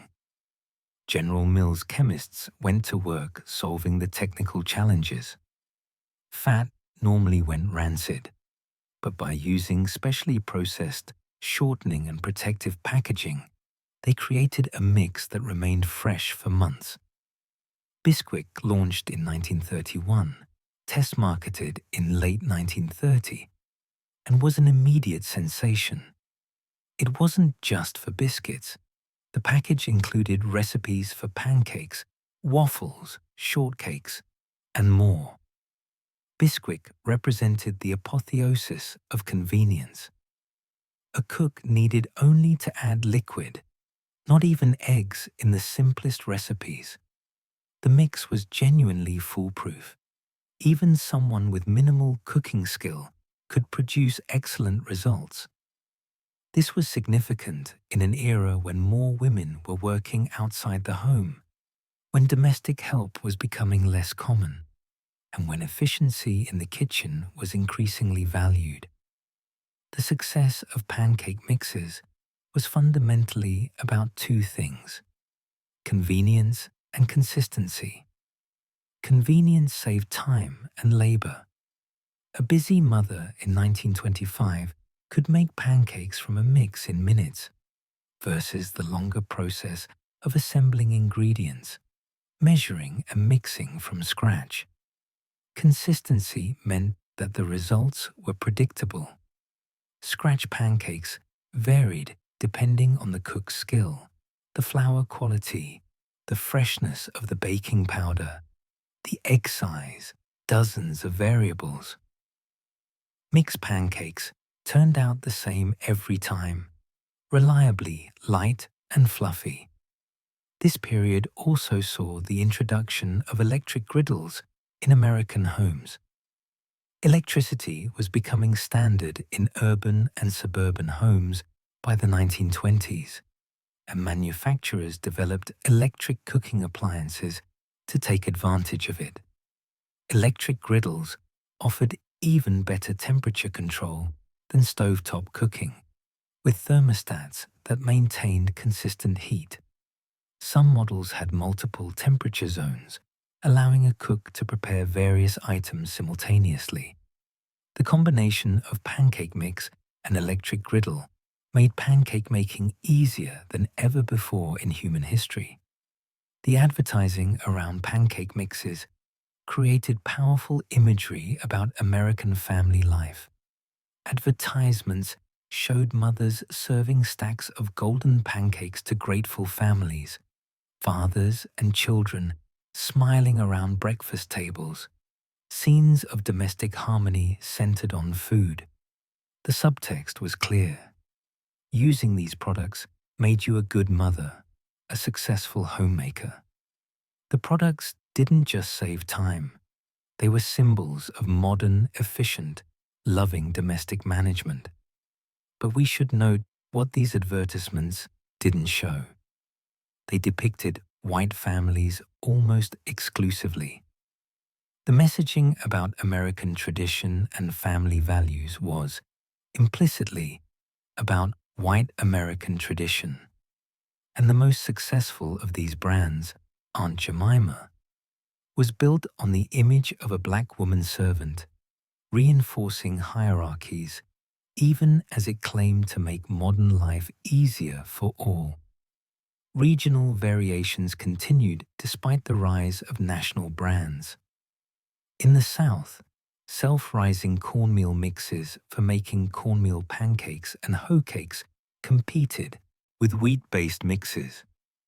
In New England, some cooks remained loyal to scratch recipes using local ingredients. But the trend was clear. Packaged mixes were becoming the norm, particularly for middle-class urban and suburban families. The success of pancake mixes demonstrated that Americans were willing to sacrifice some elements of cooking from scratch in exchange for convenience and consistency. This represented a fundamental shift in food culture. For thousands of years, cooking had been about transforming raw ingredients through skill and knowledge. Now, cooking could be about following simplified instructions to achieve reliable results.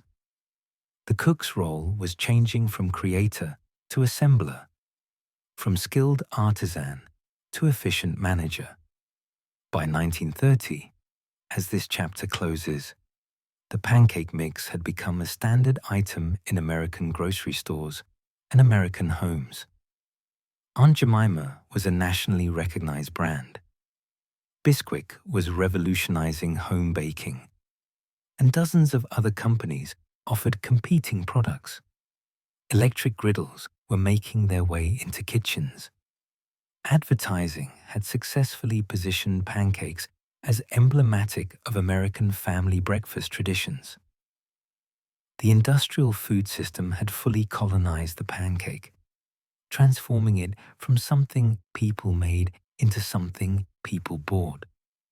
But this transformation, this success, carried troubling cultural baggage. The most successful pancake brand in American history was built on racial stereotypes that would, for another 90 years, remain central to its marketing. Nancy Green and the women who portrayed Aunt Jemima after her had helped create enormous commercial success, but the terms of their participation and the imagery they embodied reflected and reinforced the racial hierarchies of their time. As we move forward in this history, we'll need to continue examining not just what Americans were eating, but what their food said about who they were and who they aspired to be. The mammy figure that became the face of Aunt Jemima pancake mix didn't originate with advertising.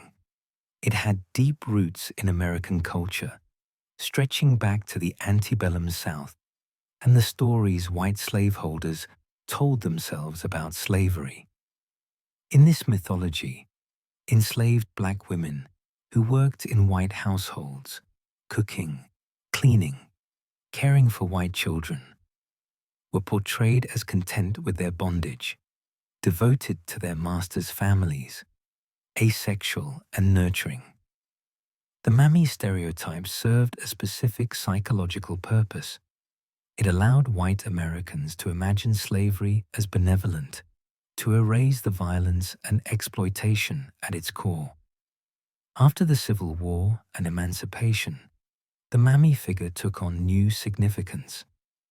During Reconstruction and the Jim Crow era that followed, as Black Americans fought for civil rights and economic opportunity, as lynching and racial terror sought to maintain white supremacy through violence, the mammy stereotype offered white Americans a comforting counter-narrative.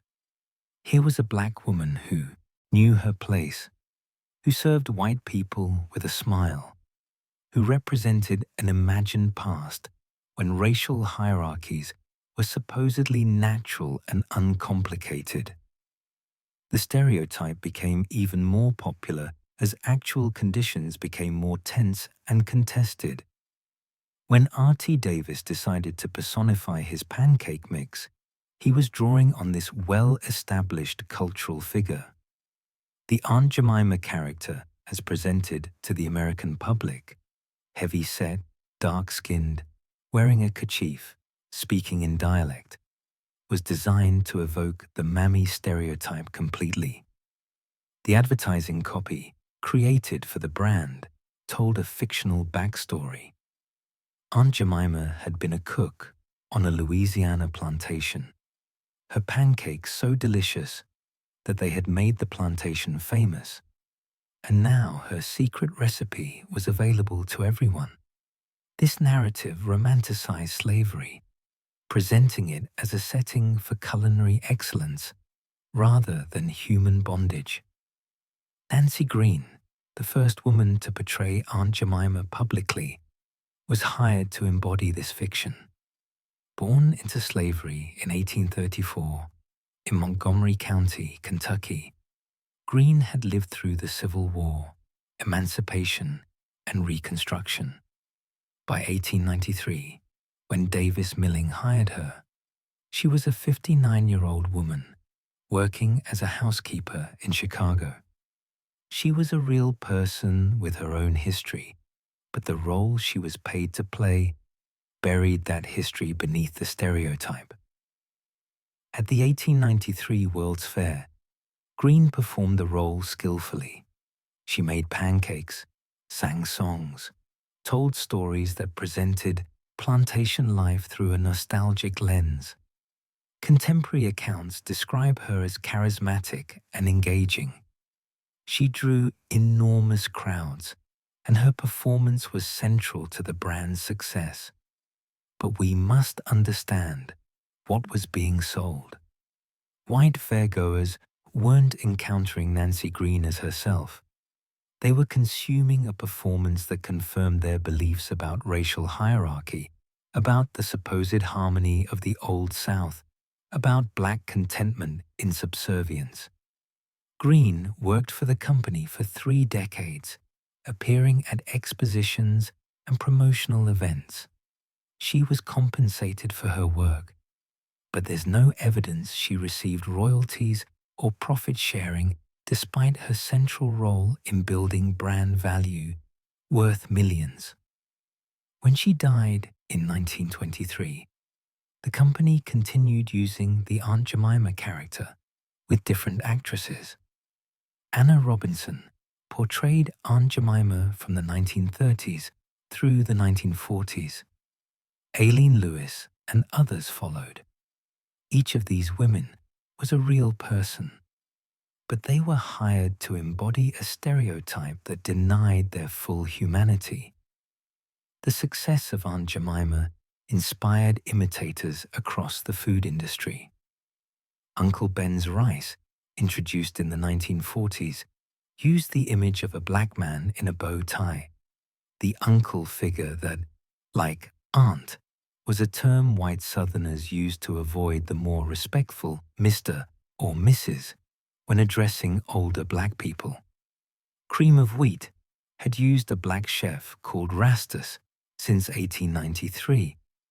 The Rastus character appeared in advertisements showing him as a cheerful servant, often in exaggerated minstrel show style. These brands understood that white consumers responded to imagery that positioned black people as service workers, eternally happy to serve white needs. The cultural impact of these images operated on multiple levels. For white Americans, they provided comfort and familiarity. The brands became trusted household names, and the stereotypical imagery made them feel traditional and authentic. The mammy figure on the pancake box suggested homemade goodness, maternal care, kitchen expertise. That this figure was a racial caricature didn't trouble most white consumers. Indeed, many didn't recognize it as problematic. The stereotype was so normalized in American culture that it seemed natural, even wholesome. For Black Americans, these images sent a very different message. Every time a Black child saw Aunt Jemima on a pancake box, they saw a person who looked like their mother or grandmother, portrayed as a servant, defined entirely by her willingness to feed white people.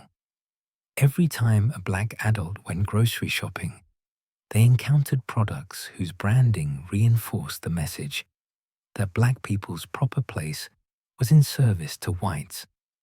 These images were omnipresent in American kitchens, daily reminders of how mainstream white culture viewed Black Americans. The stereotypes affected Black workers directly.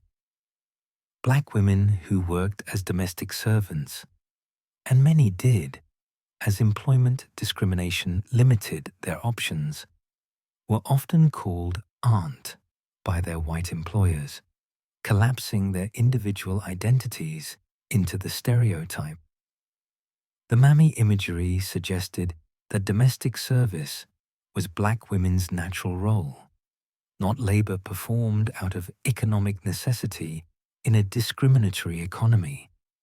It made it easier for white employers to underpay and mistreat Black domestic workers because the cultural narrative suggested these women should be grateful, content, and nurturing regardless of their actual conditions and compensation. Criticism of these images appeared earlier than many realize, though it was often ignored by the companies profiting from them. In the 1920s, during the Harlem Renaissance, Black intellectuals and artists explicitly rejected mammy imagery as part of broader efforts to combat racial stereotypes. Black newspapers criticized products using such imagery. Civil rights organizations like the NAACP pointed to these stereotypes as harmful, but white-owned corporations saw no reason to change profitable branding in response to complaints from Black Americans who had limited economic and political power.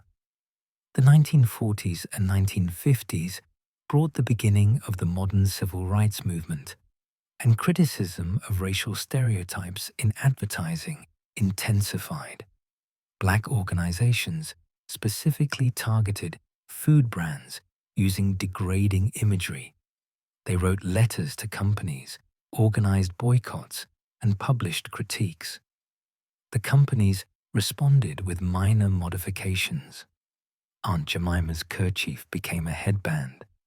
Her image was slimmed and lightened slightly, but the fundamental stereotype remained. These cosmetic changes allowed companies to claim they were being sensitive, while preserving the brand equity they had built through decades of stereotypical marketing. Why did these images persist for so long?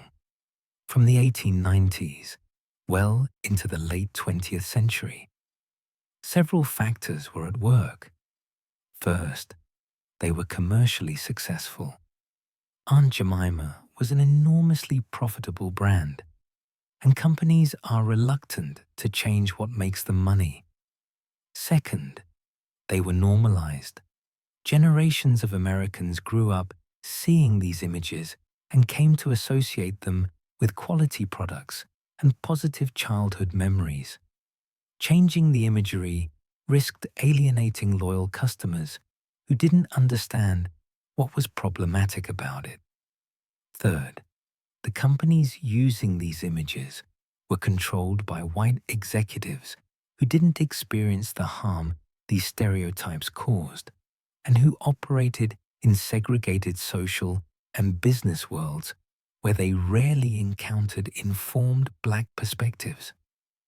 Fourth, until the civil rights legislation of the 1960s, Black Americans had limited economic and political power to force changes. Companies could ignore complaints from Black consumers and organizations because they faced no meaningful consequences for doing so. The international spread of American brands carried these racial stereotypes around the world. As Aunt Jemima and other products were exported to Europe, Latin America, and Asia, audiences unfamiliar with American racial history encountered these images stripped of context. To international consumers, Aunt Jemima was simply a brand mascot, not a loaded symbol of American racism. This international popularity further entrenched the imagery, as companies could point to global brand recognition as reason to maintain consistency. Some international markets did adapt the imagery slightly. European packaging sometimes used less exaggerated illustrations, but the core stereotype remained recognizable worldwide. American racial stereotypes were being exported as commercial culture, teaching global audiences problematic ideas about Black Americans, even as the civil rights movement fought to challenge these ideas domestically. By 1960, the civil rights movement had achieved major legislative victories, and American culture was beginning, slowly, reluctantly, to reckon with its racist past and present. Yet Aunt Jemima remained on grocery store shelves, largely unchanged. The brand had become so established, so associated with pancakes themselves, that it seemed almost permanent. Company executives argued that changing the branding would confuse consumers, that people had positive associations with the imagery, that the character had evolved beyond its origins. These arguments ignored the fundamental problem. No amount of evolution could separate Aunt Jemima from the mammy stereotype that had birthed it. The entire concept of the brand was rooted in that stereotype. Black Americans continued to criticize the imagery, continued to explain its harmful impact, continued to call for change. They were, for decades more, largely ignored. The pancake mix in the Aunt Jemima box was a good product. The formula produced light, fluffy pancakes reliably. The convenience was genuine. None of that required racist branding. A pancake mix could succeed based on quality and convenience without exploiting racial stereotypes. But the company had built its brand on those stereotypes, had invested millions in making that imagery iconic, and was unwilling to abandon that investment, even when the human cost became undeniable. What this chapter of pancake history reveals is how commercial interests can perpetuate harmful cultural ideas long after those ideas have been thoroughly criticized and understood as wrong. It shows how easily the comfort and nostalgia of one group, white Americans, can be prioritized over the dignity and equal treatment of another. And it demonstrates that changing harmful cultural practices requires not just criticism and moral argument, but power, economic power, political power, the ability to make maintaining harmful practices more costly than changing them. The pancakes themselves, the actual food people ate for breakfast, continued to evolve during these decades, largely independent of the marketing controversies.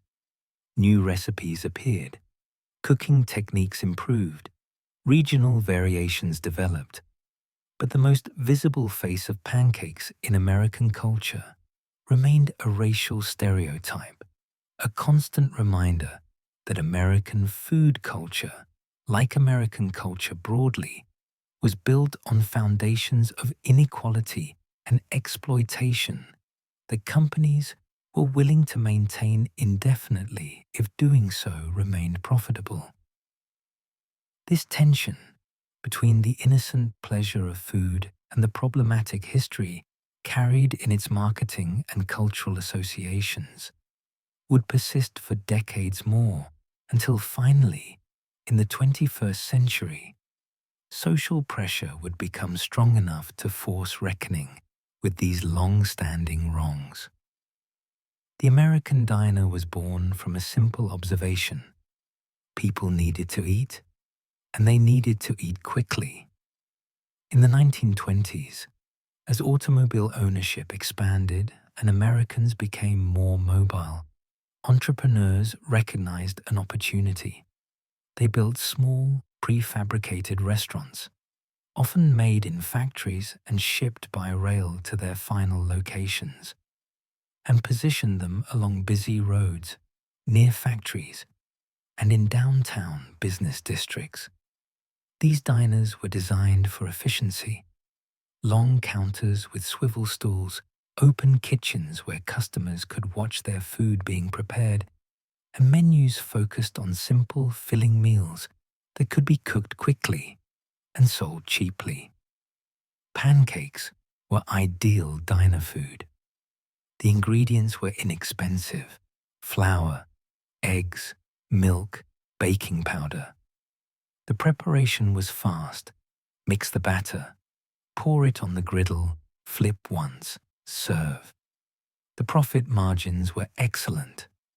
A stack of pancakes that cost the diner perhaps 10 cents to make could sell for 50 cents or more. And customers loved them. Pancakes were satisfying, familiar, and consistent. A truck driver stopping at a diner in Ohio could order pancakes knowing exactly what he would get. The same meal he'd eaten at a diner in Pennsylvania the week before.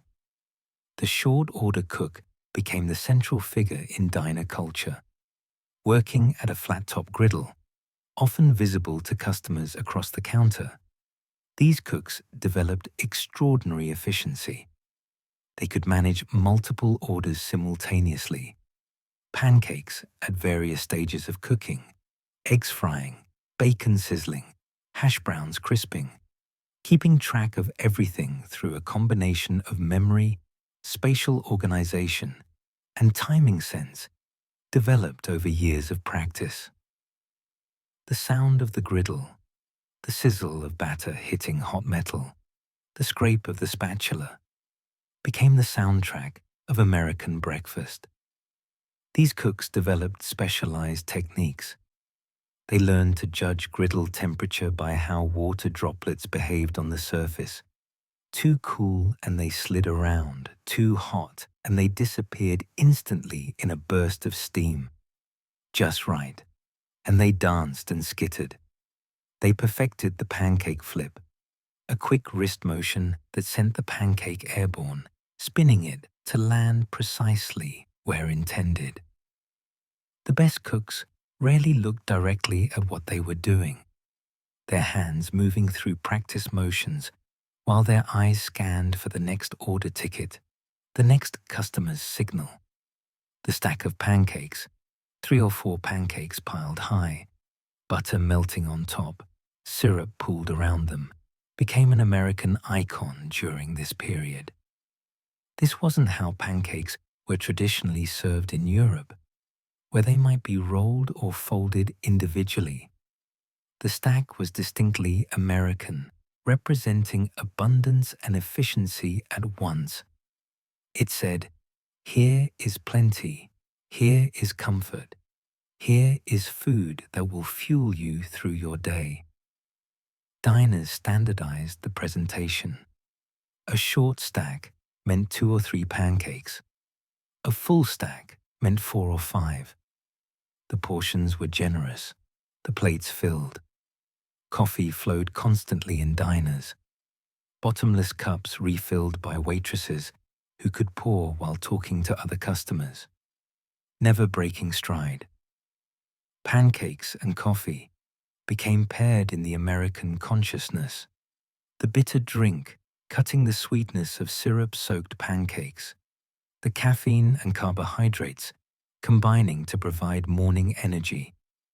The diner breakfast, pancakes, eggs, bacon or sausage, coffee, toast, became a standard against which other breakfasts were measured.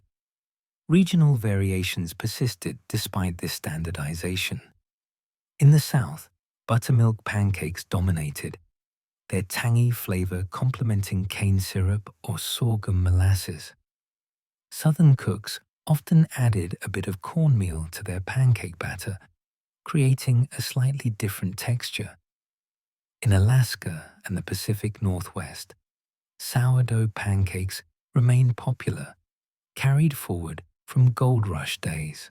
These had a distinctive sour tang and a particularly tender texture. Some Alaska diners maintained sourdough starters that had been kept alive for decades. Each batch of pancakes connected to hundreds of previous batches through the living culture of yeast and bacteria. The post-World War II era brought new prosperity to America and new expectations about food. Veterans returned home. The GI Bill created an expanding middle class. Suburbs sprawled across former farmland, and interstate highways began connecting cities. This was the context in which specialized pancake restaurants emerged. Entrepreneurs recognized that diners served pancakes as one item among many. But what if pancakes were the entire concept? In 1958, Al and Jerry Lapin opened the International House of Pancakes, IHOP, in Toluca Lake, California. The concept was revolutionary in its focus. This wasn't a diner that happened to serve pancakes. It was a restaurant built around pancakes. The menu offered pancakes in dozens of varieties: buttermilk, buckwheat, blueberry, chocolate chip, banana, pecan. There were Swedish pancakes, thin and delicate, served with lingonberries. There were potato pancakes. The portions were large, the service was efficient, and the prices were reasonable. IHOP proved that a restaurant could build an entire identity around pancakes and succeed spectacularly. The IHOP model spread rapidly. By the mid-1960s, franchise locations were opening across the country. The distinctive A-frame architecture, with its blue roof, became instantly recognizable. IHOP locations appeared in suburbs and along highways, serving families on weekends, providing familiar food to travelers far from home. The company's success demonstrated the depth of American affection for pancakes and the willingness of consumers to seek out specialized pancake experiences rather than simply accepting whatever the local diner offered. Waffle House, founded in 1955 in Avondale Estates, Georgia, took a different approach. While it served waffles, as the name suggested, it also served excellent pancakes in the Southern style, and it emphasized 24-hour availability. Waffle House restaurants stayed open always, through storms, holidays, in the middle of the night. This reliability became legendary. FEMA, the Federal Emergency Management Agency, reportedly used Waffle House locations as informal indicators of disaster severity. If the local Waffle House was closed, conditions must be truly dire. The ability to get pancakes at 3 in the morning, cooked by an experienced short-order cook, represented a particular kind of American comfort. Denny's, founded in 1953 in Lakewood, California, as Danny's Donuts, rebranded in 1959 and expanded its menu to become another pancake powerhouse. Denny's positioned itself as a family restaurant, open 24 hours, serving breakfast all day. The Grand Slam breakfast, eggs, bacon or sausage, pancakes, and choice of additional items, became one of the most ordered meals in American restaurant history. Denny's spread across the country, particularly along interstate highways, becoming a reliable option for travelers and families. These restaurant chains standardized pancake quality across geographic distance. A family could eat at IHOP in Maine and then at IHOP in Arizona and receive essentially identical pancakes. This consistency was achieved through detailed recipes, specified ingredients, standardized cooking equipment, and intensive employee training. It was pancake making as industrial process, quality controlled and replicated thousands of times daily. Technology was transforming home pancake consumption as well. The 1950s saw the rise of frozen foods, enabled by improved home freezers and better preservation techniques. Swanson introduced TV dinners in 1953, and while the original offerings were lunch and dinner meals, the concept soon expanded to breakfast. Frozen pancakes appeared in grocery stores by the late 1950s. A consumer could buy a box of pre-cooked pancakes, store them in the freezer, and reheat them in minutes. Later, innovations included Eggo frozen waffles, 1953, and eventually frozen pancakes that could be heated in the new microwave ovens that began appearing in homes in the 1970s. These products sacrificed some quality for convenience. Frozen pancakes were never quite as good as fresh ones. They could be slightly rubbery, and reheating rarely achieved the same textural contrast between slightly crispy edges and tender interior that defined a well-cooked fresh pancake.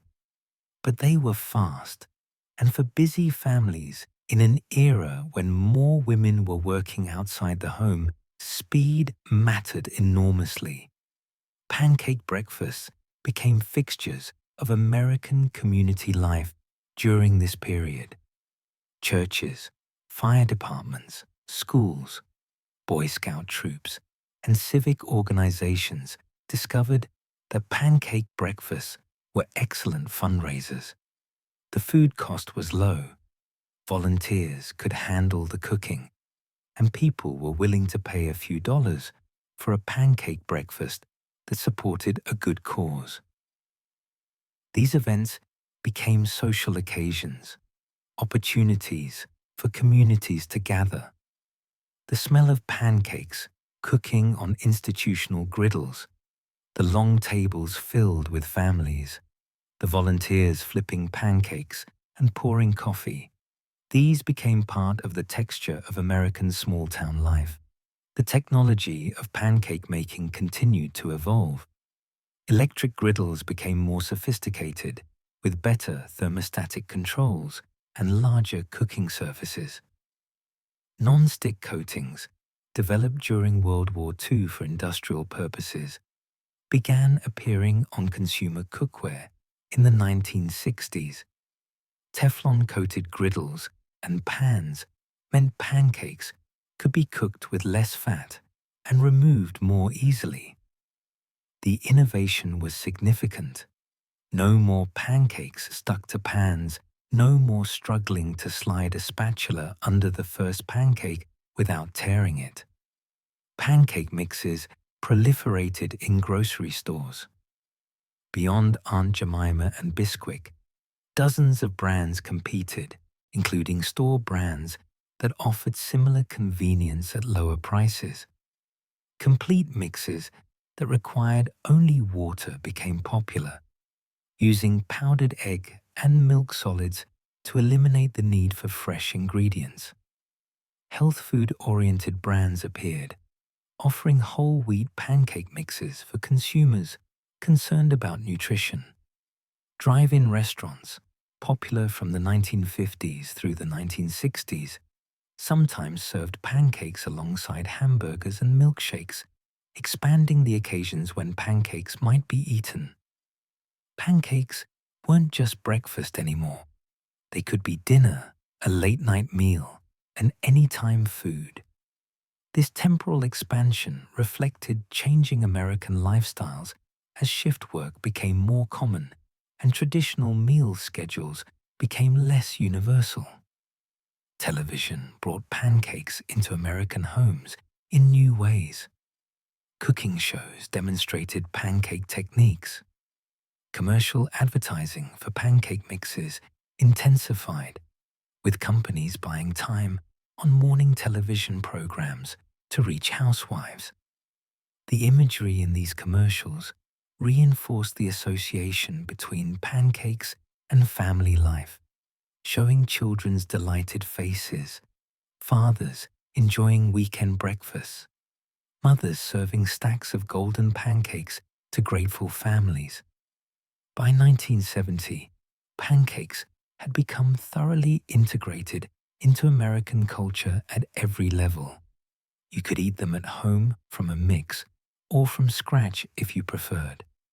You could order them at the corner diner from a skilled short-order cook. You could take your family to a specialized pancake restaurant for weekend breakfast. You could buy them frozen and reheat them on busy mornings. You could attend pancake breakfasts supporting community organizations. The pancake was everywhere, accessible to everyone, regardless of region, class, or schedule. But this ubiquity and accessibility were beginning to attract different kinds of attention. Nutritionists and health advocates were starting to look critically at the American diet, asking questions about sugar consumption, refined flour, fat intake, and caloric density. The same pancake breakfast that represented comfort and community to many Americans was beginning to look, to some observers, like a nutritional problem. The next chapter in the pancake's history would involve confronting these questions as America's relationship with food became more complicated and more conscious. In 1971, a nutritionist named John Mayer testified before the Senate Select Committee on Nutrition and Human Needs. Mayer argued that the American diet had become dangerously unbalanced, too high in sugar, too heavy in refined carbohydrates, too low in fiber and nutrients. He wasn't talking specifically about pancakes, but he might as well have been. The typical American pancake breakfast: white flour pancakes topped with butter and syrup, perhaps with a side of bacon, embodied exactly what the emerging nutritional critique identified as problematic. The critique had been building throughout the 1960s. Books like Rachel Carson's Silent Spring had raised environmental consciousness, and this awareness extended to food. If industrial agriculture was harming the environment, what was industrial food processing doing to human bodies? The counterculture and back to the land movements embraced whole foods, organic ingredients, and skepticism toward processed products. Adele Davis, a nutritionist whose books became bestsellers despite controversial positions, argued that refined flour was nutritionally bankrupt, stripped of the vitamins, minerals, and fiber present in whole grains. White flour, the basis of most pancakes, became a particular target. The refining process removed the bran and germ from wheat, leaving only the endosperm. This produced whiter, finer flour that made more delicate pancakes, but it also removed most of the fiber, B vitamins, iron, and other nutrients. Mills had begun enriching flour in the 1940s, adding back some nutrients artificially, but critics argued this didn't compensate for what was lost. They called white flour products empty calories, food that provided energy without meaningful nutrition. Pancakes fit this description perfectly. A stack of white flour pancakes offered primarily refined carbohydrates that would spike blood sugar rapidly. The syrup poured over them, often not real maple syrup, but corn syrup, flavored and colored to approximate it, added more simple sugars. The butter added saturated fat. The entire meal was calorie-dense, but nutrient-poor, providing a short burst of energy, followed by a crash that left people hungry again by mid-morning. The syrup issue became particularly contentious. Real maple syrup, produced by tapping maple trees and boiling down the sap, had been the traditional pancake topping in areas where maples grew. But real maple syrup was expensive to produce and reflected that in its price. In the 1970s, as high-fructose corn syrup became widely available due to industrial innovations in corn processing, manufacturers created pancake syrups that contain little or no actual maple syrup. These products were mostly corn syrup, artificial maple flavoring, and caramel coloring. They were much cheaper than real maple syrup and much sweeter.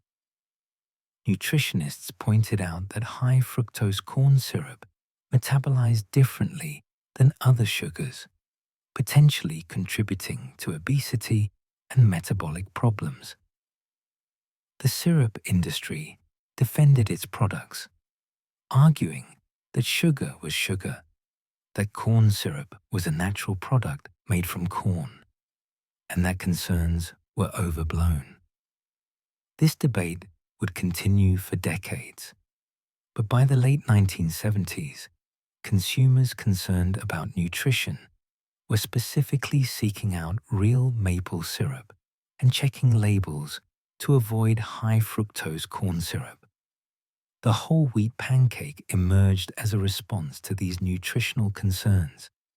Several companies introduced whole wheat pancake mixes in the 1970s, and cookbooks began including whole wheat pancake recipes. These pancakes were different, denser, with a nuttier flavor and darker color. They didn't rise quite as high as white flour pancakes because whole wheat flour's bran particles interfered with gluten development, but they offered significantly more fiber, more vitamins, more minerals. They were, nutritionally, a much better choice. The problem was that many people didn't particularly like them. Whole wheat pancakes seemed heavy compared to light, fluffy white flour pancakes. Children especially resisted them. This created tension in households where parents wanted to feed their families nutritious food, but faced resistance from children accustomed to sweeter, lighter pancakes. Some cooks compromised, using half whole wheat and half white flour, achieving a middle ground between nutrition and palatability. The 1970s and 1980s also saw the rise of fitness culture, and with it, new thinking about protein. Bodybuilders and fitness enthusiasts argued that Americans ate too many carbohydrates and not enough protein. Protein was necessary for building muscle, they said, and the typical high-carb breakfast left people weak and hungry. This led to protein-enhanced pancake recipes that incorporated protein powder, extra eggs, or cottage cheese blended into the batter. These protein pancakes were nutritionally different from traditional pancakes, higher in protein, sometimes lower in carbohydrates, more satiating.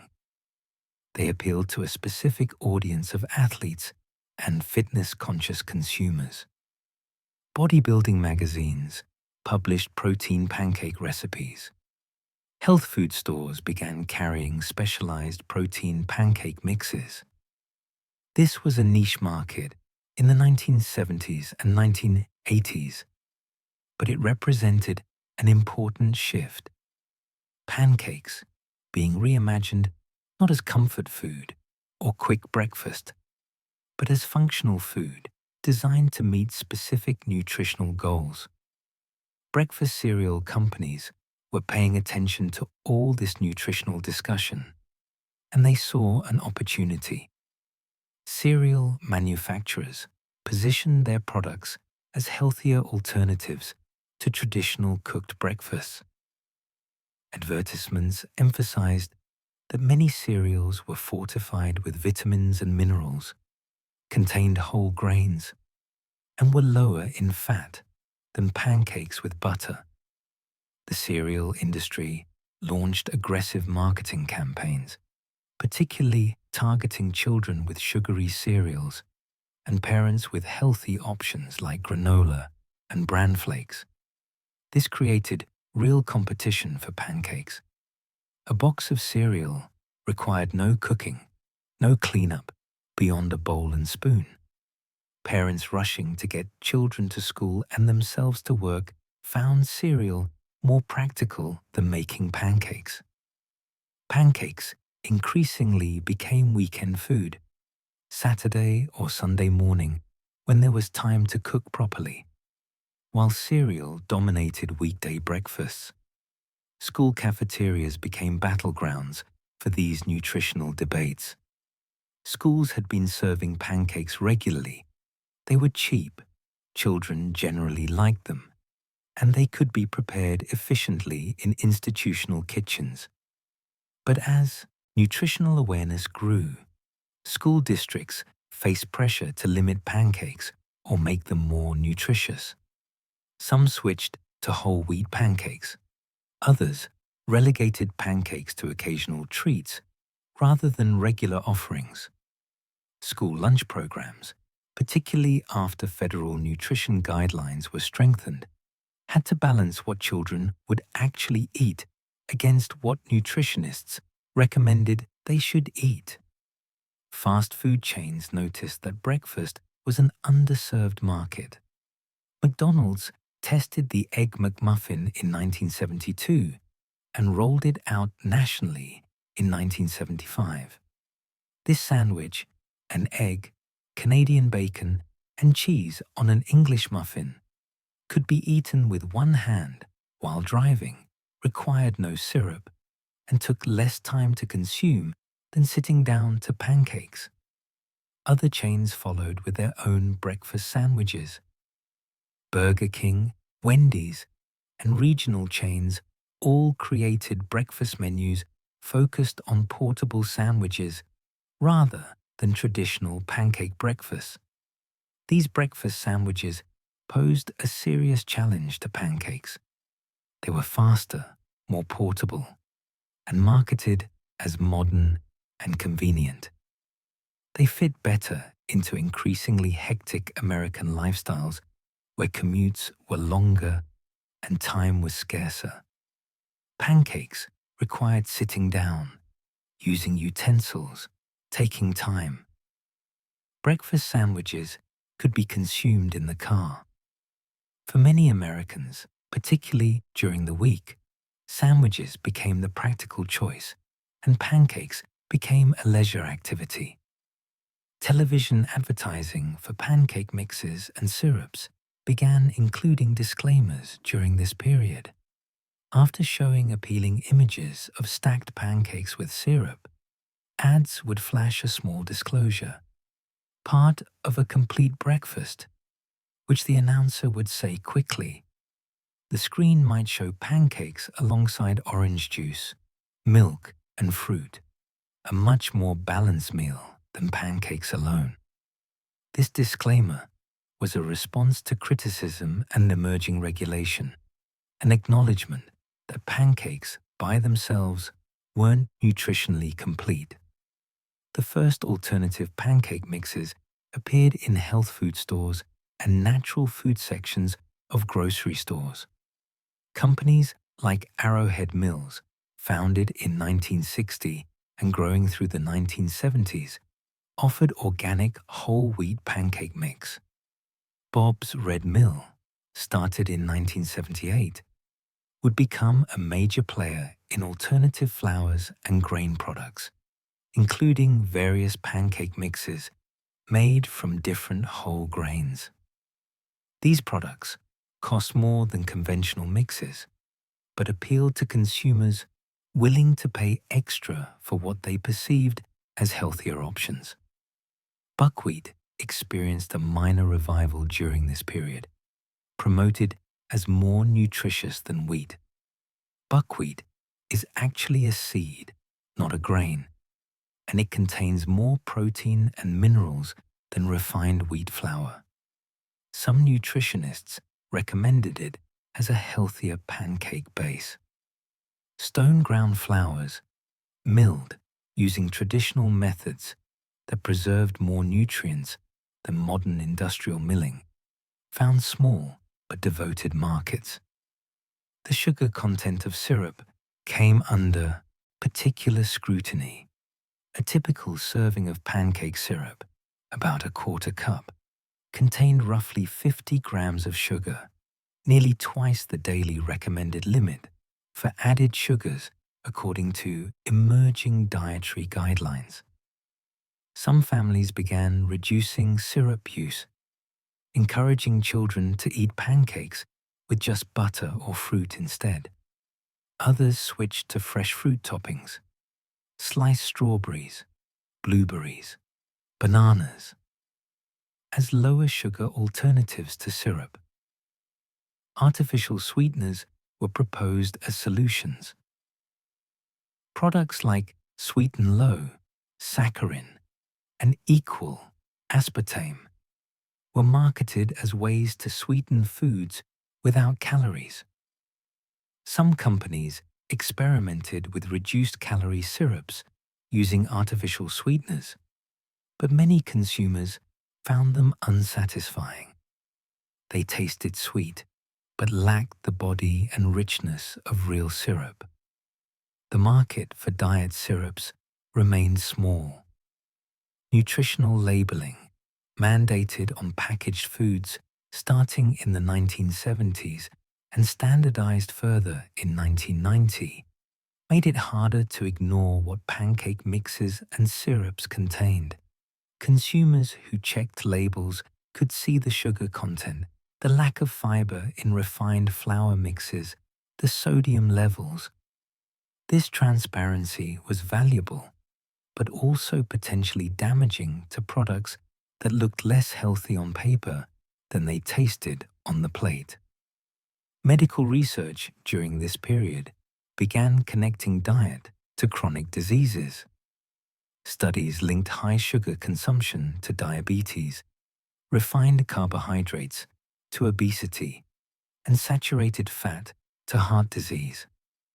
The traditional pancake breakfast, evaluated through this emerging scientific lens, looked increasingly problematic, not as an occasional indulgence, perhaps, but as regular breakfast fare. It raised concerns, yet pancakes didn't disappear.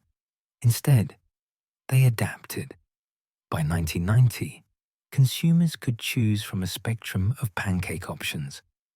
Traditional white flour pancakes remained available and popular, but they were joined by whole wheat versions, protein-enhanced versions, reduced sugar mixes, and various alternative grain options.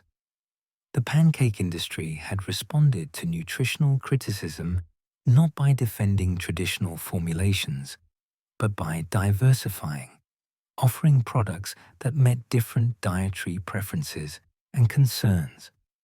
This pattern, criticism followed by adaptation rather than elimination, would characterize the pancake's evolution going forward. Each new nutritional concern, each emerging dietary trend, would spawn new pancake variations designed to address it.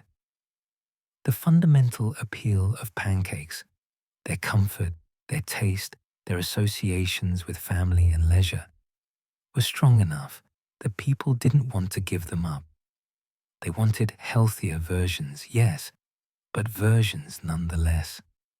The pancake would survive the nutritional awareness movement by proving itself adaptable, capable of being reformed to meet changing standards without losing its essential character.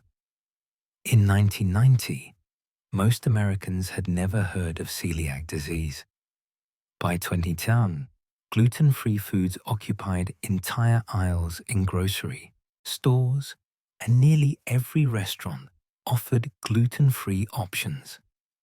This transformation was driven partly by better diagnosis of celiac disease, an autoimmune condition where gluten damages the small intestine, and partly by broader beliefs that gluten was problematic even for people without celiac disease.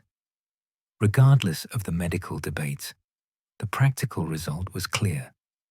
Millions of Americans were seeking gluten-free alternatives to their favorite foods, including pancakes. Gluten-free pancakes presented genuine technical challenges. Gluten, the protein network formed when wheat flour mixes with water, provides structure to traditional pancakes. It's what allows them to hold together, to rise when leavened, to have the characteristic tender yet cohesive texture people expect. Remove gluten, and you need to recreate these properties through other means. Early gluten-free pancakes, made simply by substituting rice flour or corn flour for wheat flour, were often disappointing. Gritty, crumbly, lacking the soft texture of wheat pancakes. But by the 2000s, food scientists and home cooks had developed sophisticated gluten-free flour blends that combined multiple ingredients to mimic gluten's properties. A typical blend might include rice flour for bulk, tapioca starch for chewiness, potato starch for moisture, and xanthan gum, a bacterial fermentation product, to provide binding that substituted for gluten's structural role. Bob's Red Mill, the Oregon-based company that had started in 1978, became a leader in the gluten-free market. They offered not just individual alternative flours, almond flour, coconut flour, sorghum flour, teff flour, but also proprietary blends specifically formulated for pancakes. Their products appeared in natural food stores and increasingly in mainstream supermarkets.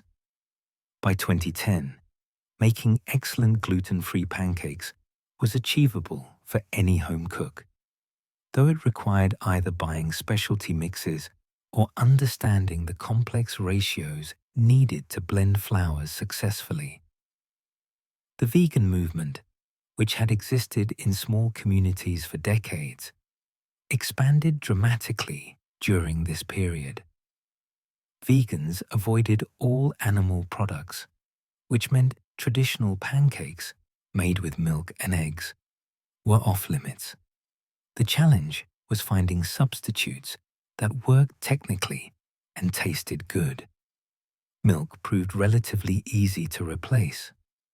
Soy milk, introduced commercially in the United States in the 1980s, worked reasonably well in pancake batter. Almond milk, rice milk, and oat milk, which became widely available in the 2000s, offered alternatives with different flavor profiles. Eggs were harder to replace. Eggs in pancakes serve multiple functions. They provide structure through protein coagulation. They add moisture. They contribute to leavening through trapped air. And they create richness. Early vegan pancakes often failed at one or more of these functions, turning out flat, dry, or flavorless. Solutions emerged gradually. Ground flaxseed mixed with water created a gel that approximated eggs' binding properties. Mashed banana provided moisture and some structure while adding sweetness. Commercial egg replacers, made from various starches and leavening agents, became available in health food stores. By 2010, experienced vegan cooks could make pancakes virtually indistinguishable from traditional ones. Recipe blogs shared techniques. Use a combination of vinegar and baking soda for extra lift. Add a bit of oil for richness. Let the batter rest to allow the flour to hydrate fully. Vegan pancake mixes appeared on store shelves. The vegan pancake had evolved from a compromise to a genuine success, proving that animal products, while traditional, weren't strictly necessary for excellent results. The fitness and bodybuilding community, which had experimented with protein pancakes in the 1980s, refined these considerably during the 1990s and 2000s. Protein powder, originally a niche product sold mainly in bodybuilding supplement stores, became mainstream, marketed to anyone interested in fitness, weight loss, or muscle gain. Whey protein, casein protein, and plant-based protein powders were incorporated directly into pancake recipes. These protein pancakes were fundamentally different from traditional ones. A typical recipe might use protein powder as a significant portion of the dry ingredients, along with oats, eggs, and minimal flour. The result was dense, filling, and high in protein, sometimes 30 grams or more per serving, versus the 5 or 6 grams in traditional pancakes. They often didn't taste as good as regular pancakes, having a slightly chalky or artificial flavor from the protein powder. But for people prioritizing protein intake over pleasure, this was an acceptable trade-off. Fitness influencers and athletes promoted protein pancakes through blogs, social media, and YouTube channels that began emerging in the mid-2000s. They shared recipes, demonstrated preparation techniques, and documented how these pancakes fit into their nutritional strategies. This created a subculture of pancake making focused entirely on macronutrient profiles rather than traditional taste or texture goals. The paleo diet, which gained popularity in the 2000s, argued that humans should eat foods available to our Paleolithic ancestors, avoiding grains, legumes, and dairy. This presented obvious problems for pancakes, which were traditionally grain-based. The paleo solution was to use nut flours and other grain alternatives. Almond flour pancakes became a paleo staple. Made from finely ground blanched almonds, these pancakes were high in protein and healthy fats, grain-free, and surprisingly good. Coconut flour, made from dried coconut meat, offered another option. Though it behaved very differently from wheat flour. It absorbed enormous amounts of liquid and required many eggs for structure. Paleo pancakes often resembled traditional ones, less than they were their own category of food. But they satisfied the desire for something pancake-like within paleo constraints. Entire cookbooks dedicated to paleo pancakes appeared, with recipes using cassava flour, plantain flour, and other alternative ingredients. The rise of food blogs transformed recipe dissemination completely. Where previous generations relied on cookbooks and magazines, by the 2000s, anyone with internet access could find thousands of pancake recipes. Food bloggers experimented constantly, creating variations that would never have made it into traditional cookbooks. Banana pancakes, using mashed banana not just for flavor, but as a primary ingredient, sometimes making pancakes with just banana and eggs, became popular. Pumpkin pancakes, using canned pumpkin puree, offered seasonal variation. Zucchini pancakes, carrot cake pancakes, sweet potato pancakes. Vegetables were incorporated into pancakes, both for flavor and to increase nutritional value. Parents discovered they could sneak vegetables into pancakes, getting children to eat foods they might otherwise reject. These vegetable pancakes blurred the line between savory and sweet, sometimes served with syrup, sometimes with yogurt, or even as side dishes to dinner. The internet also brought international pancake traditions to American attention in unprecedented ways.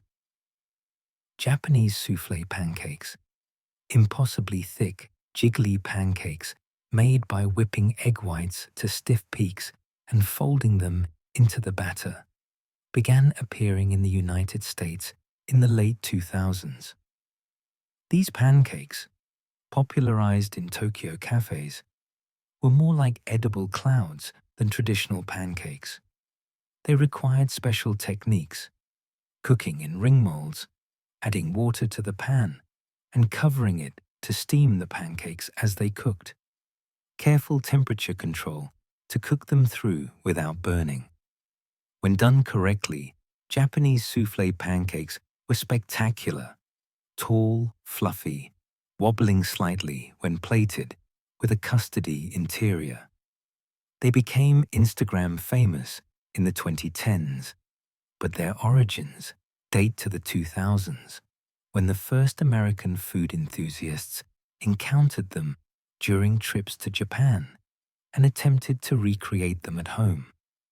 Japanese restaurants specializing in these pancakes began opening in major American cities.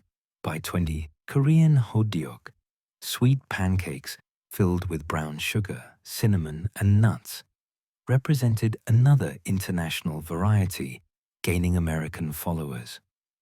Food bloggers who visited Korea wrote about them, sharing recipes and techniques. Korean grocery stores in American cities stocked hodyeok mix. The pancakes were fried rather than griddle cooked, resulting in a crispy exterior that contrasted with the gooey, melted sugar filling. They were eaten as street food in Korea, and Korean-American vendors began selling them at food festivals and markets. Dutch poffertjes, tiny puffy pancakes, became more widely known in the United States during this period.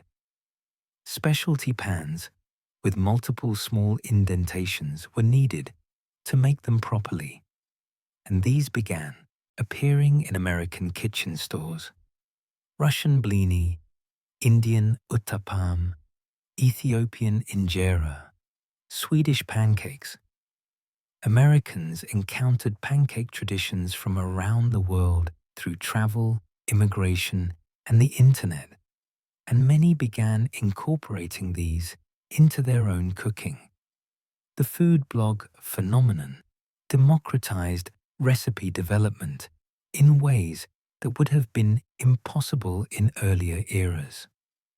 A home cook could develop a new pancake variation, say, adding matcha powder for green tea flavor or incorporating chia seeds for texture.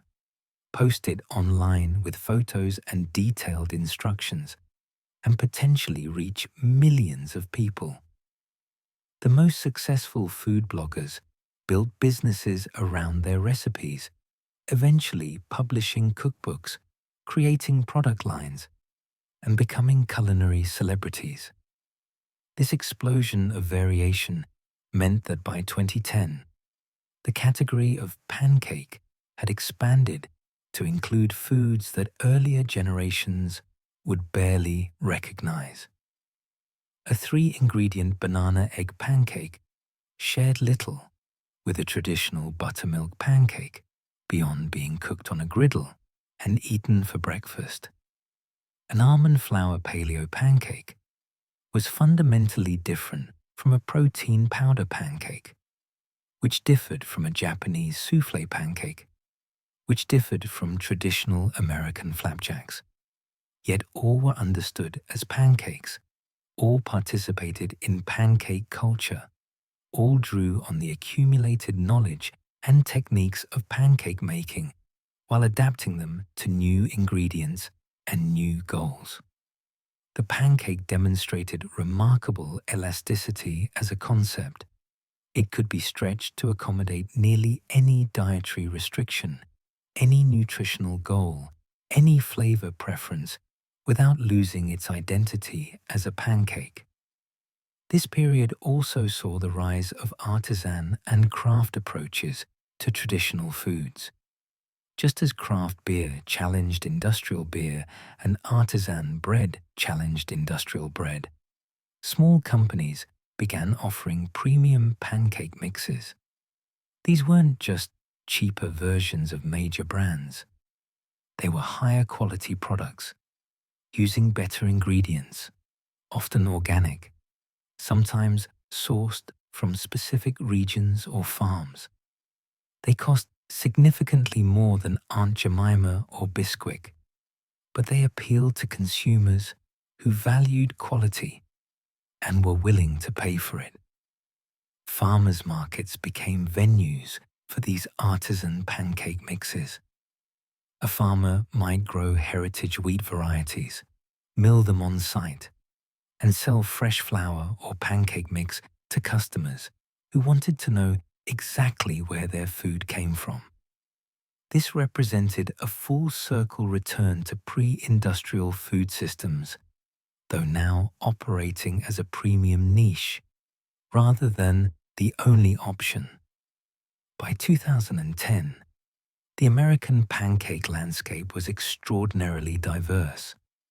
A grocery store might stock traditional mixes alongside gluten-free versions, organic whole grain options, protein-enhanced formulas, and paleo-friendly alternatives.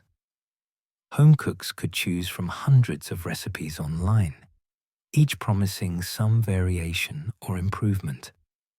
Restaurants served everything from classic buttermilk pancakes to adventurous creations incorporating international flavors or unexpected ingredients.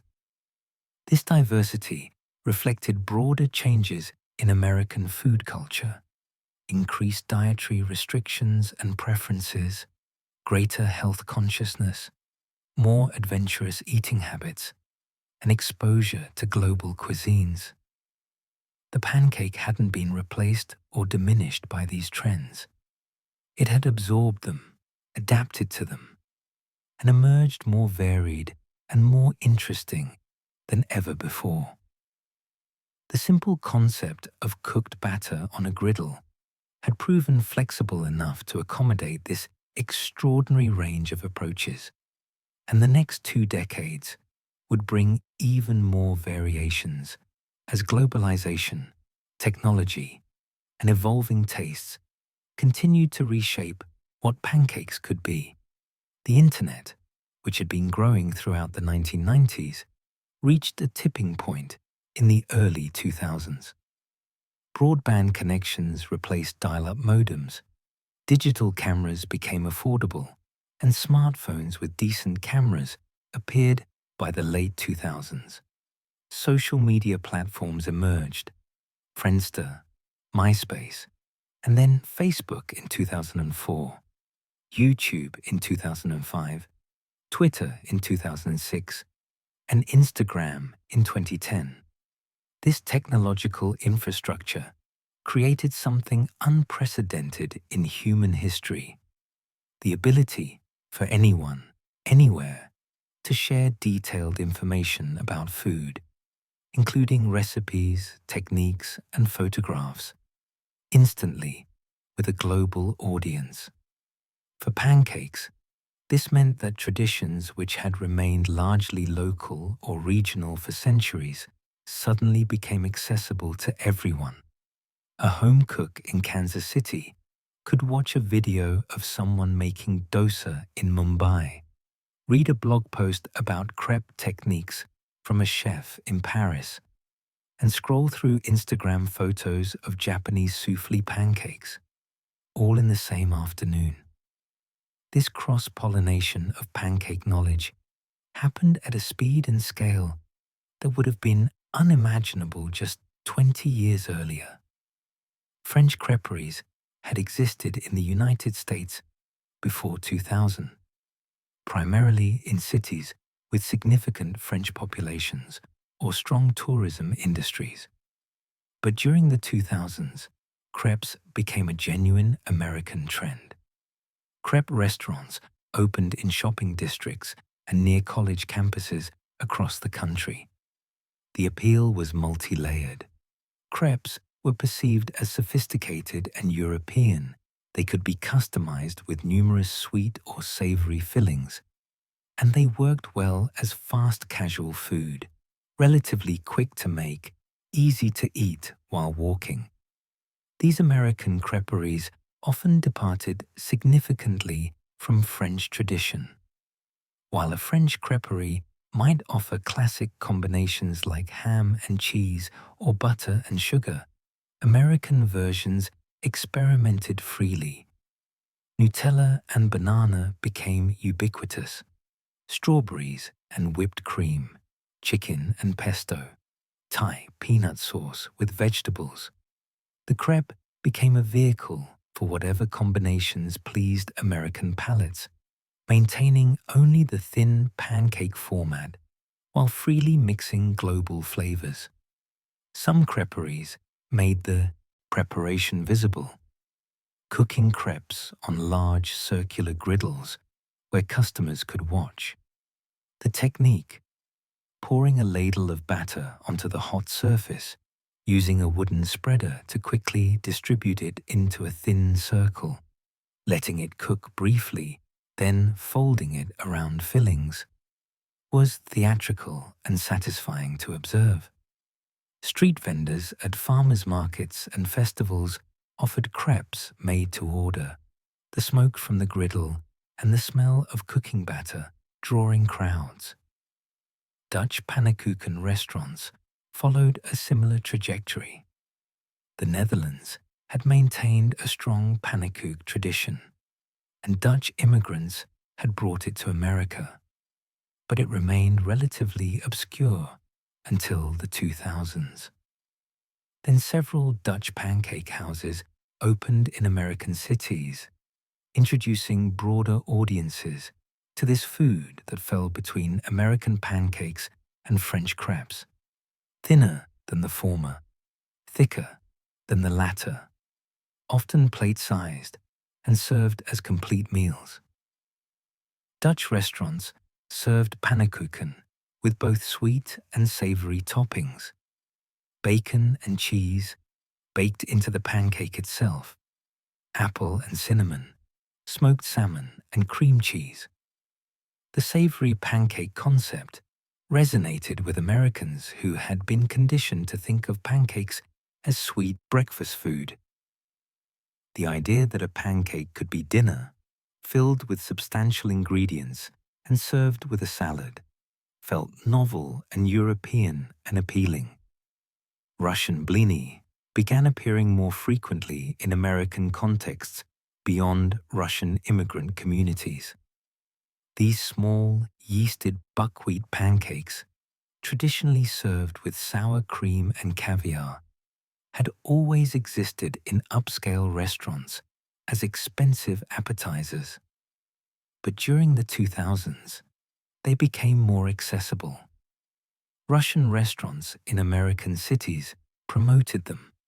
Food blogs shared blini recipes. The collapse of the Soviet Union in 1991 had led to increased Russian immigration to the United States, and with that immigration came greater exposure to Russian foodways. Blini represented something different from American pancakes: smaller, more delicate, savory rather than sweet, often served as appetizers or party food rather than main courses.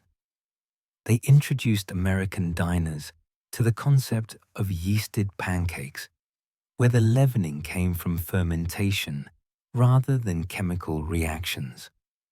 The tangy, slightly sour flavor from fermentation was distinctive, and the tradition of serving them with rich toppings created interesting contrasts. Ethiopian injera gained recognition during this period, not just as Ethiopian food, but as a member of the broader pancake family. Injera, made from teff flour and fermented for days before cooking, was the foundation of Ethiopian cuisine, a large, spongy flatbread that served as both plate and utensil, with various stews and vegetables piled on top. Ethiopian restaurants had existed in American cities since the 1980s, but they remained relatively unknown to mainstream diners. In the 2000s, Ethiopian food became trendier, featured in food magazines and on food blogs. Writers began pointing out that injera was, essentially, an ancient pancake tradition. Fermented batter cooked on a hot surface, just like countless other pancake traditions worldwide. The recognition that pancakes weren't uniquely Western, that similar foods existed in Africa with histories as long or longer than European traditions, complicated and enriched American understanding of pancake history.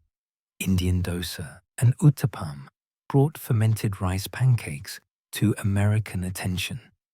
These South Indian foods, made from fermented rice and lentil batter, were crispy, savory, and often quite large.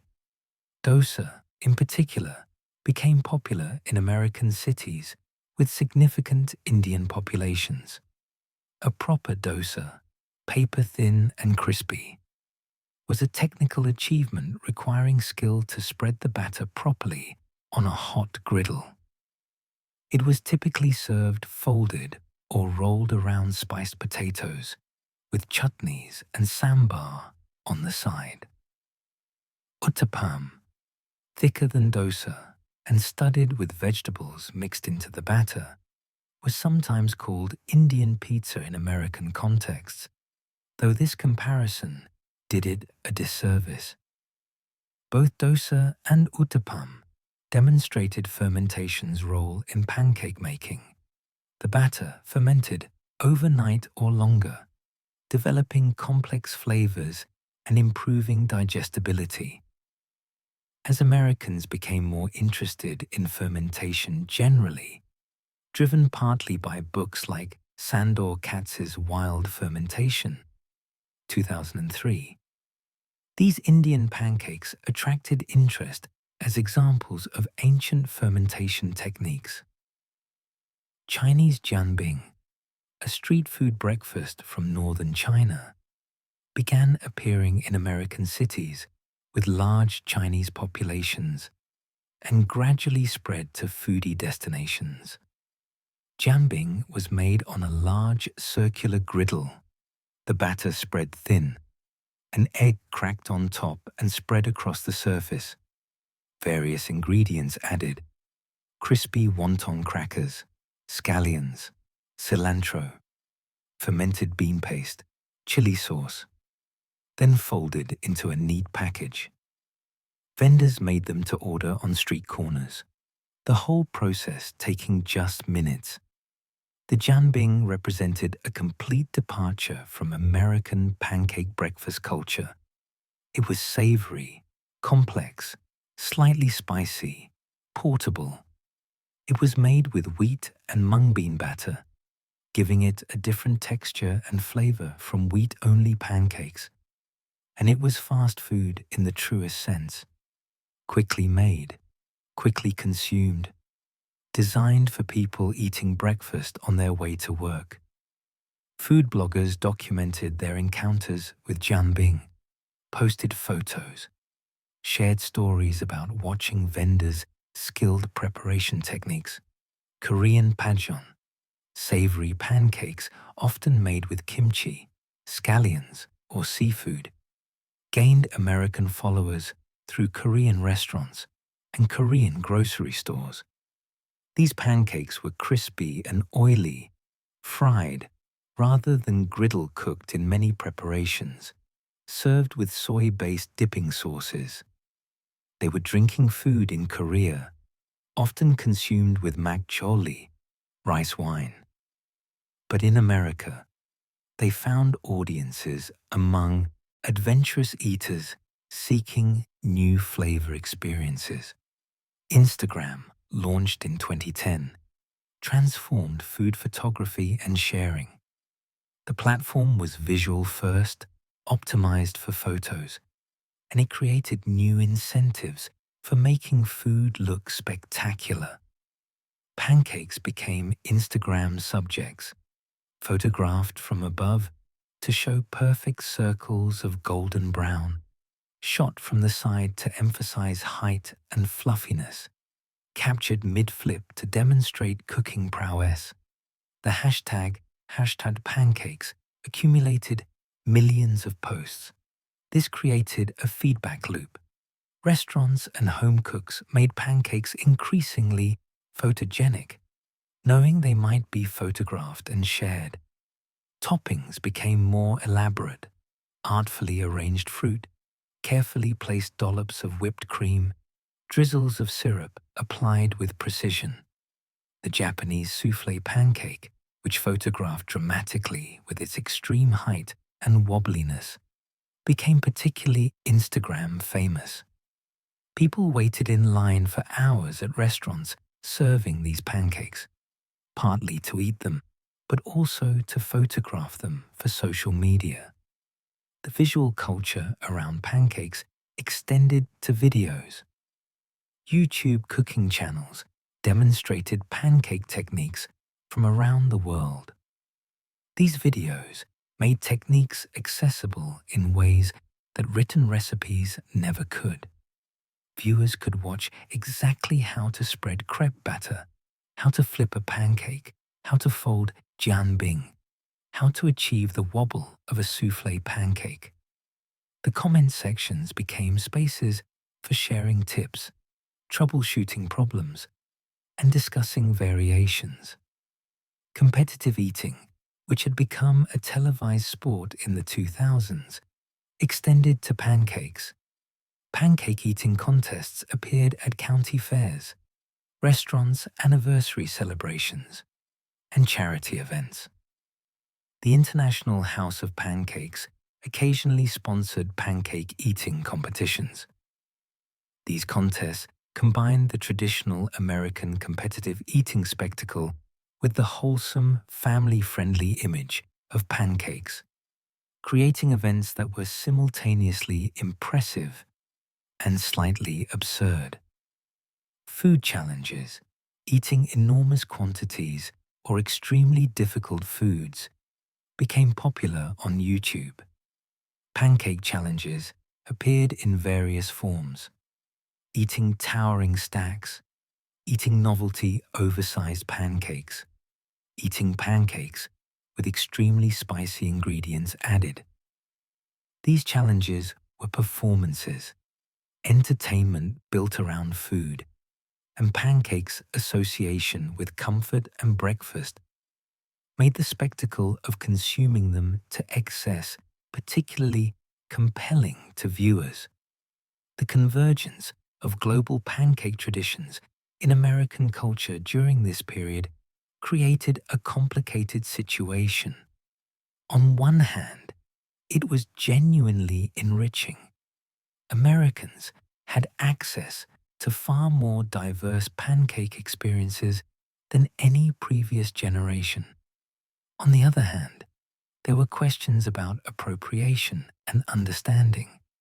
Was an American creperie that served Thai-flavored crepes appreciating or appropriating French and Thai food?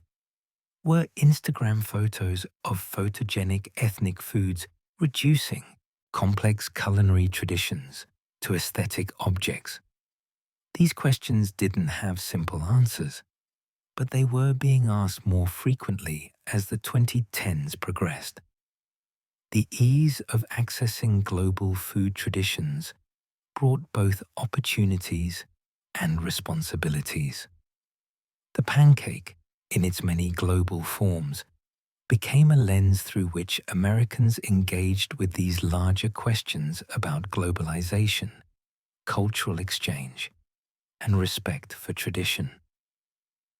By 2015, an American interested in pancakes had unprecedented options. They could make traditional American buttermilk pancakes from scratch or from a mix. They could attempt Japanese soufflé pancakes using recipes from Japanese blogs translated through Google. They could visit a French creperie, a Dutch pancake house, an Ethiopian restaurant for injera, or an Indian restaurant for dosa. They could watch YouTube videos teaching techniques from a dozen different traditions. They could photograph their results and share them with the world via Instagram. This convergence represented the most dramatic expansion of pancake culture since the introduction of chemical leavening in the 19th century. The basic concept, cooked batter on a hot surface, remained constant, but the variations had multiplied beyond anything that could have been imagined even 20 years earlier. The pancake had become simultaneously local and global, traditional and innovative, comfort food and Instagram spectacle. And the technology that had enabled this convergence was about to enable even more dramatic changes in how pancakes were made and understood. In 2015, a food blogger posted a curious experiment. Pancake batter, cooked sous vide, in sealed bags, submerged in temperature-controlled water. The results were strange.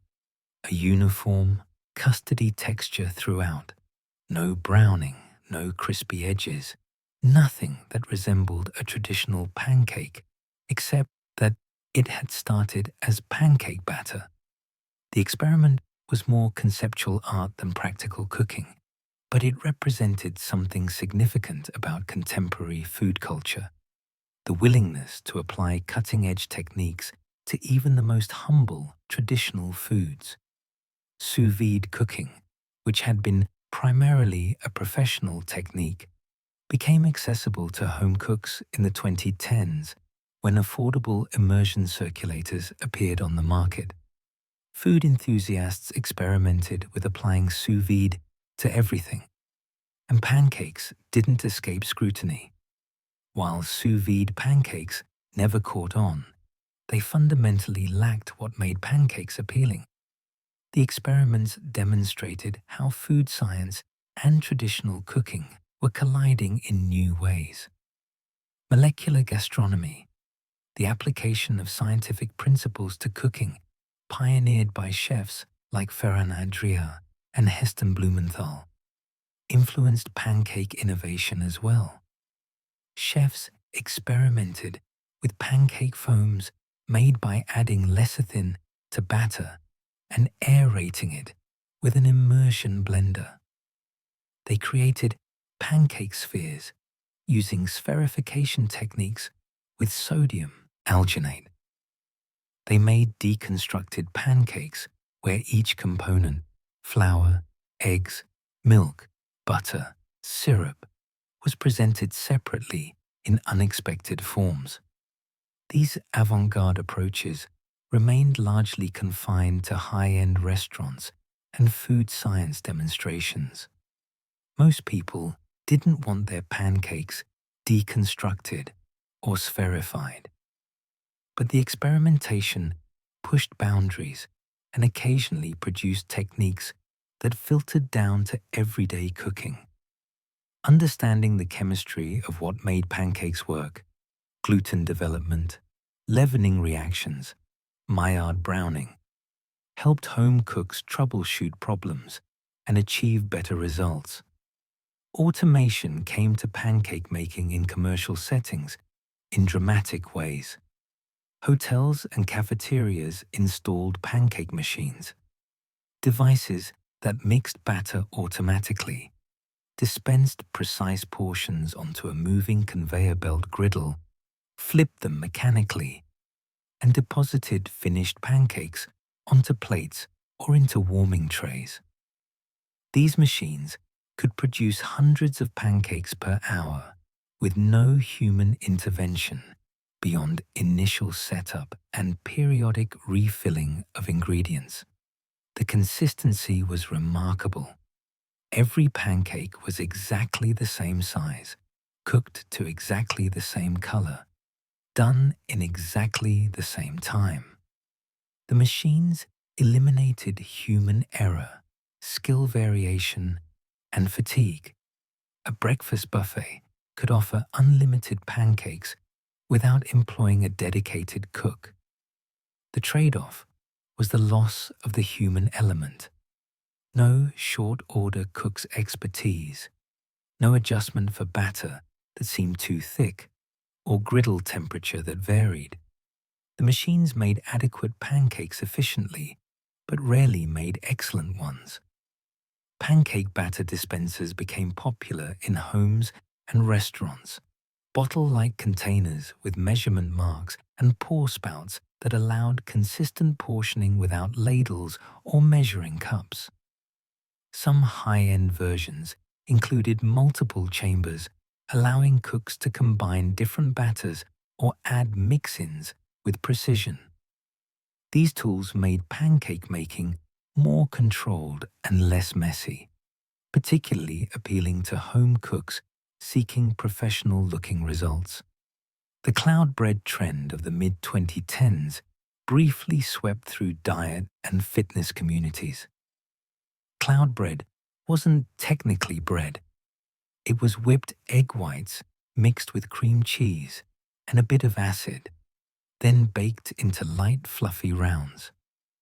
The texture was somewhere between pancake and soufflé, and people discovered that treating cloud bread batter like pancake batter, cooking it on a griddle instead of baking it, produced interesting results. These egg white pancakes were nearly carbohydrate-free, fitting into very low-carb diets, though their eggy flavor and unusual texture limited their appeal. The ketogenic diet, which emphasized very low carbohydrate intake and high fat consumption, exploded in popularity during the late 2010s. This created demand for keto-friendly pancakes that contained minimal carbohydrates.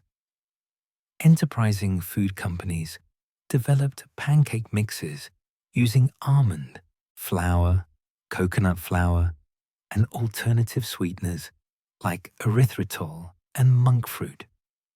Cream cheese became a common ingredient in keto pancake recipes, providing fat and helping with texture. The keto pancake market grew rapidly. By 2020, major grocery chains devoted shelf space to keto pancake mixes alongside traditional options. Some were quite good, nearly indistinguishable in taste from traditional pancakes, while containing a fraction of the carbohydrates. Others tasted artificial or had off-putting textures. But the sheer variety of options demonstrated how diet trends drove product innovation. Companies that could successfully reformulate pancakes to fit popular diets captured profitable market niches.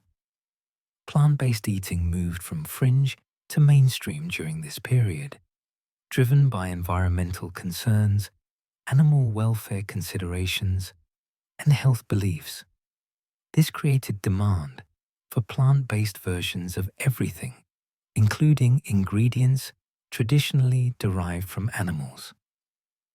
Just Egg, a liquid egg substitute made from mung beans, launched in 2018 and quickly gained distribution in major grocery chains. It looked, cooked, and tasted remarkably similar to chicken eggs, and it worked well in pancake batter. Other plant-based innovations followed. Oat milk, which had existed for decades in Sweden, became trendy in the United States in the late 2010s, and its creamy texture made it excellent for pancakes. Various plant-based butters and butter substitutes improved in quality. By 2020, someone could make pancakes that were completely plant-based, no eggs, no dairy, that were genuinely delicious, not just acceptable compromises. TikTok, the short-form video platform that became hugely popular in 2019 and 2020, created new dynamics for food trends.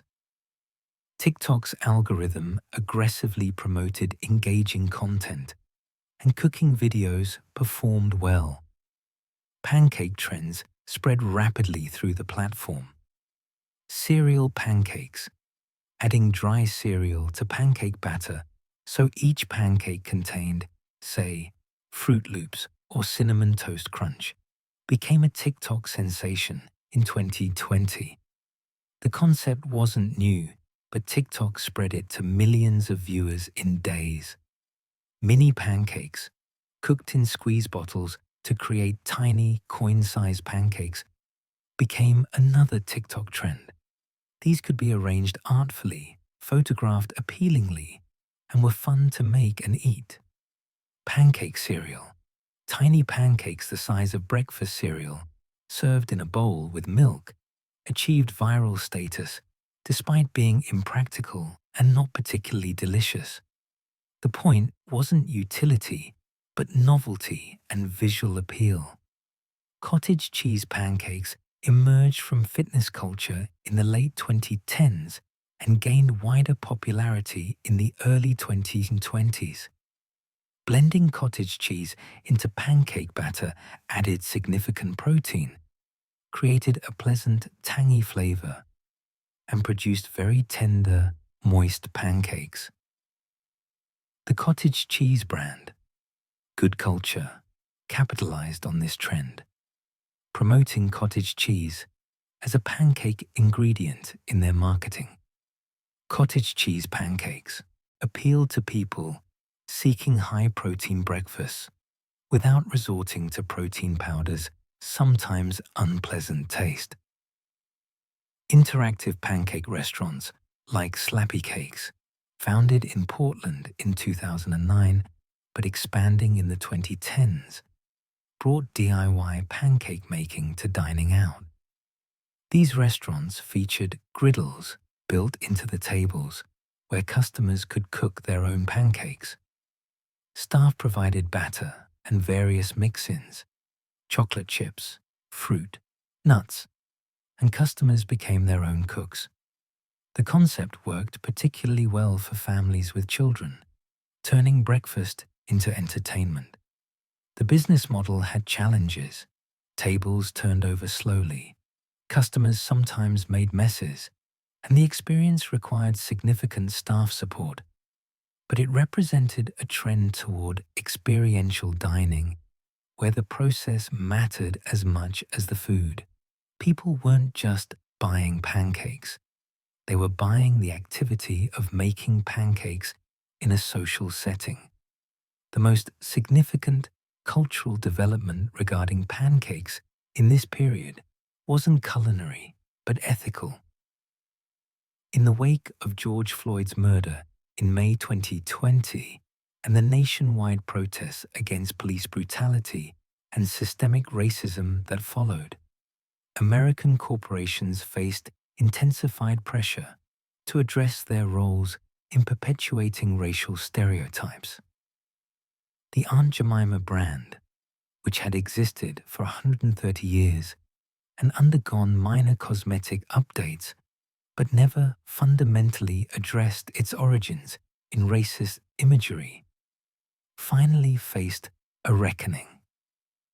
In June 2020, Quaker Oats, the PepsiCo subsidiary that owned Aunt Jemima, announced the brand would be retired.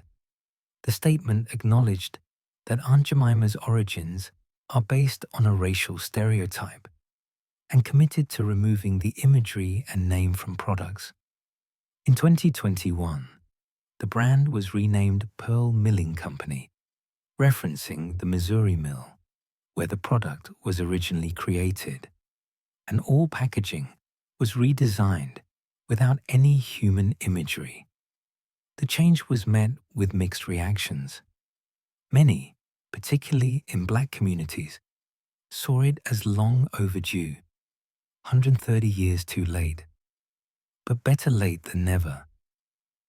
Others, particularly white consumers who had positive childhood associations with the brand, expressed confusion or disappointment, claiming they had never viewed the imagery as racist and that the change erased a familiar icon.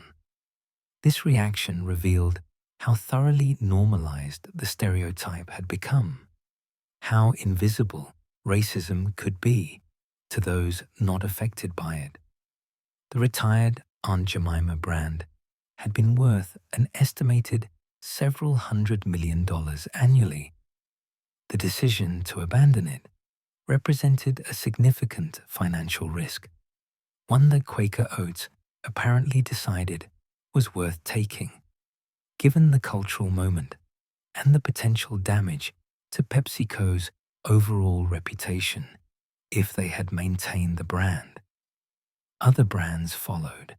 Uncle Ben's rice became Ben's Original, Cream of Wheat modified its packaging, and Mrs. Butterworth's reviewed its branding, though ultimately kept the name.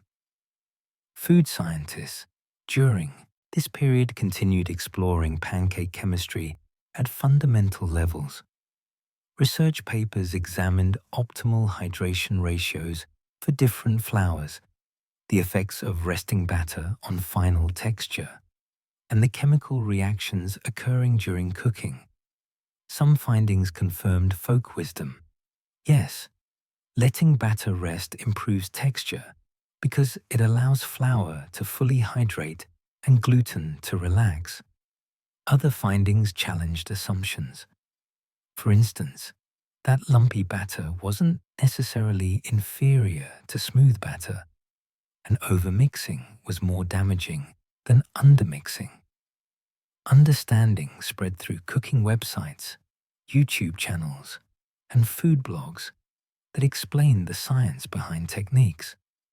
Home cooks learned why adding acid to milk created a buttermilk substitute, how baking powder and baking soda worked differently, and why the first pancake from a pan rarely turned out well. Insufficient seasoning of the cooking surface. This democratization of culinary knowledge meant that anyone willing to read and learn could achieve professional-level results. By 2024, pancakes existed in more forms, served more dietary needs, and incorporated more global influences than at any point in history. You could buy traditional buttermilk pancake mix or keto pancake mix or gluten-free mix or protein-enhanced mix. You could make Japanese soufflé pancakes from a TikTok recipe, cottage cheese pancakes from a fitness blog, or dosa from an Indian cookbook. You could order pancakes from a machine at a hotel buffet, or have them cooked tableside at an interactive restaurant.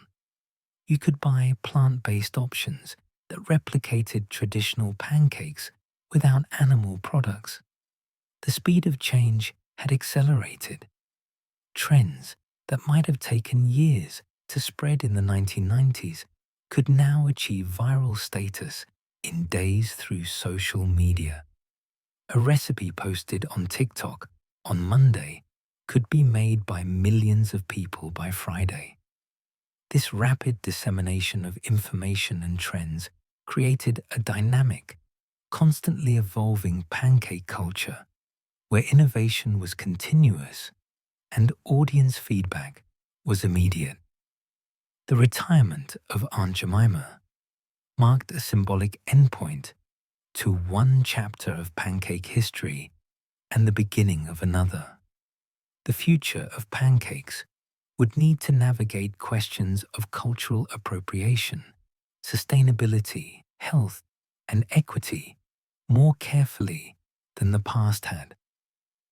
But the fundamental appeal of pancakes, simple, comforting, adaptable, delicious, remained unchanged. As we look back at this long journey, patterns emerge that help us understand where pancakes might go next. Looking back across 30,000 years of pancake history, from Ötzi's final meal in the Alps to TikTok's cereal pancakes, certain patterns emerge that help us understand not just pancakes, but how humans relate to food more broadly.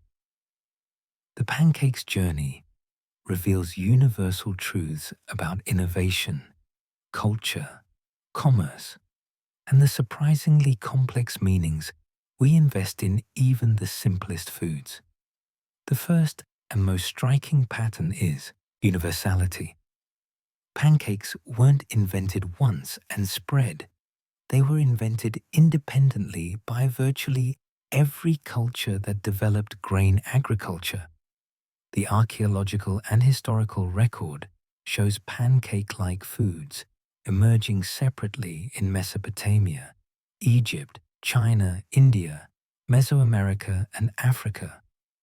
The reason is fundamental. When humans learned to grind grain into flour and discovered that mixing flour with water and applying heat created something edible and appealing, they had discovered one of cooking's most basic equations. The pancake was almost inevitable. This independent invention across cultures reveals something profound about human problem-solving and taste preferences. Societies with no contact with each other arrived at nearly identical solutions because the underlying challenge, how to make grain palatable and digestible, and the available tools, fire, flat heated surfaces, basic containers, were universal, and the result pleased people universally. The Maillard reaction, which creates hundreds of flavor compounds when proteins and sugars are heated together, produces tastes and aromas that humans across all cultures find appealing. A properly browned pancake smells and tastes good, whether you're in ancient Greece or modern Japan, not because of shared cultural programming, but because of shared biology. Technology's impact on pancakes illustrates how scientific understanding transforms even traditional foods. For most of human history, pancakes were flat because there was no reliable way to make them rise. The discovery of chemical leavening in the 18th and 19th centuries, first hartshorn, then pearl ash, then saleratus, and finally baking powder, fundamentally changed what a pancake could be. The fluffy, stacked pancakes that came to define American breakfast were only possible because chemistry had revealed how acids and bases could produce carbon dioxide bubbles on demand. This technological transformation raises questions about authenticity and progress. Are thin, flat pancakes more authentic because they're older? Or are fluffy pancakes superior because they represent technological advancement? The answer, of course, is neither. They're different foods serving different purposes and preferences. Technology doesn't make food better or worse, it expands possibilities. The choice of which possibility to pursue depends on culture, economics, and individual taste. The tension between convenience and tradition runs throughout pancake history. Pancake mixes, introduced in the 1890s and refined through the 20th century, made pancake making faster and more foolproof. They democratized access to light, fluffy pancakes, allowing even inexperienced cooks to achieve good results. This was genuinely valuable, particularly for working families where time was scarce. But something was lost as well. The knowledge of how to make pancakes from scratch, the understanding of ingredients and ratios, the small adjustments based on feel and experience. These skills atrophied when people relied exclusively on mixes. This trade-off, convenience for knowledge, reliability for skill, is neither entirely good nor entirely bad. It reflects legitimate changes in how people lived. A woman working outside the home in 1950 had less time for scratch cooking than her grandmother might have had in 1900. Using a mix wasn't laziness, it was adaptation to new circumstances. Yet, there's also loss in that adaptation, not just of skills, but of understanding, of connection to ingredients and processes, of the satisfaction that comes from making something genuinely from scratch. The Aunt Jemima story exemplifies how marketing can exploit harmful cultural ideas for profit. For 130 years, a major American food brand built its identity on a racial stereotype, profiting from imagery that denigrated Black Americans and romanticized slavery. The stereotype was so normalized that many white consumers genuinely couldn't see what was wrong with it. They associated the imagery with positive childhood memories and didn't consider what it communicated about racial hierarchies. This demonstrates advertising's power to shape perception and the ethical responsibility that comes with that power. The eventual retirement of the Aunt Jemima brand in 2020 came not from corporate conscience, but from social pressure. Decades of criticism from Black Americans finally amplified by a cultural moment that made maintaining the brand more costly than changing it. This pattern, harmful practices persisting until external pressure makes them untenable, appears throughout corporate history. The lesson is that companies motivated primarily by profit will maintain harmful practices as long as doing so remains profitable, and that changing those practices requires organized resistance and the willingness to impose costs on companies that resist. Cultural exchange in food is inevitable and often enriching, but it raises questions about appropriation versus appreciation. Americans eating French crepes, Japanese soufflé pancakes, Indian dosa, and Ethiopian injera could represent genuine appreciation of global culinary traditions, or it could represent superficial consumption that divorces foods from their cultural contexts, reducing them to aesthetic experiences for privileged consumers. The difference often lies in attribution, respect, and equitable relationships. When a French crêperie operated by French immigrants serves traditional crepes and educates diners about French food culture, that's cultural sharing. When an American chain restaurant serves Asian fusion pancakes with no connection to any actual Asian pancake tradition and no acknowledgement of the cultures being referenced, that edges toward appropriation. The global convergence of pancake traditions can be positive, but it requires mindfulness about whose stories are told, who profits, and whether cultural traditions are honored or merely exploited. The health perception of pancakes has swung like a pendulum across history. For most of human existence, pancakes were sustenance, reliable calories in a world where calories were often scarce. They became indulgent treats when sugar and butter became affordable luxuries. Then, in the late 20th century, they were identified as nutritional problems. Too much refined carbohydrate, too much sugar, too little fiber and nutrients. Most recently, they've been reclaimed as potentially healthy through reformulation. Whole grain pancakes, protein pancakes, grain-free pancakes for various dietary approaches. This pendulum swing reflects changing human relationships with food and changing contexts of abundance and scarcity. In a world of caloric scarcity, pancakes' density was an advantage.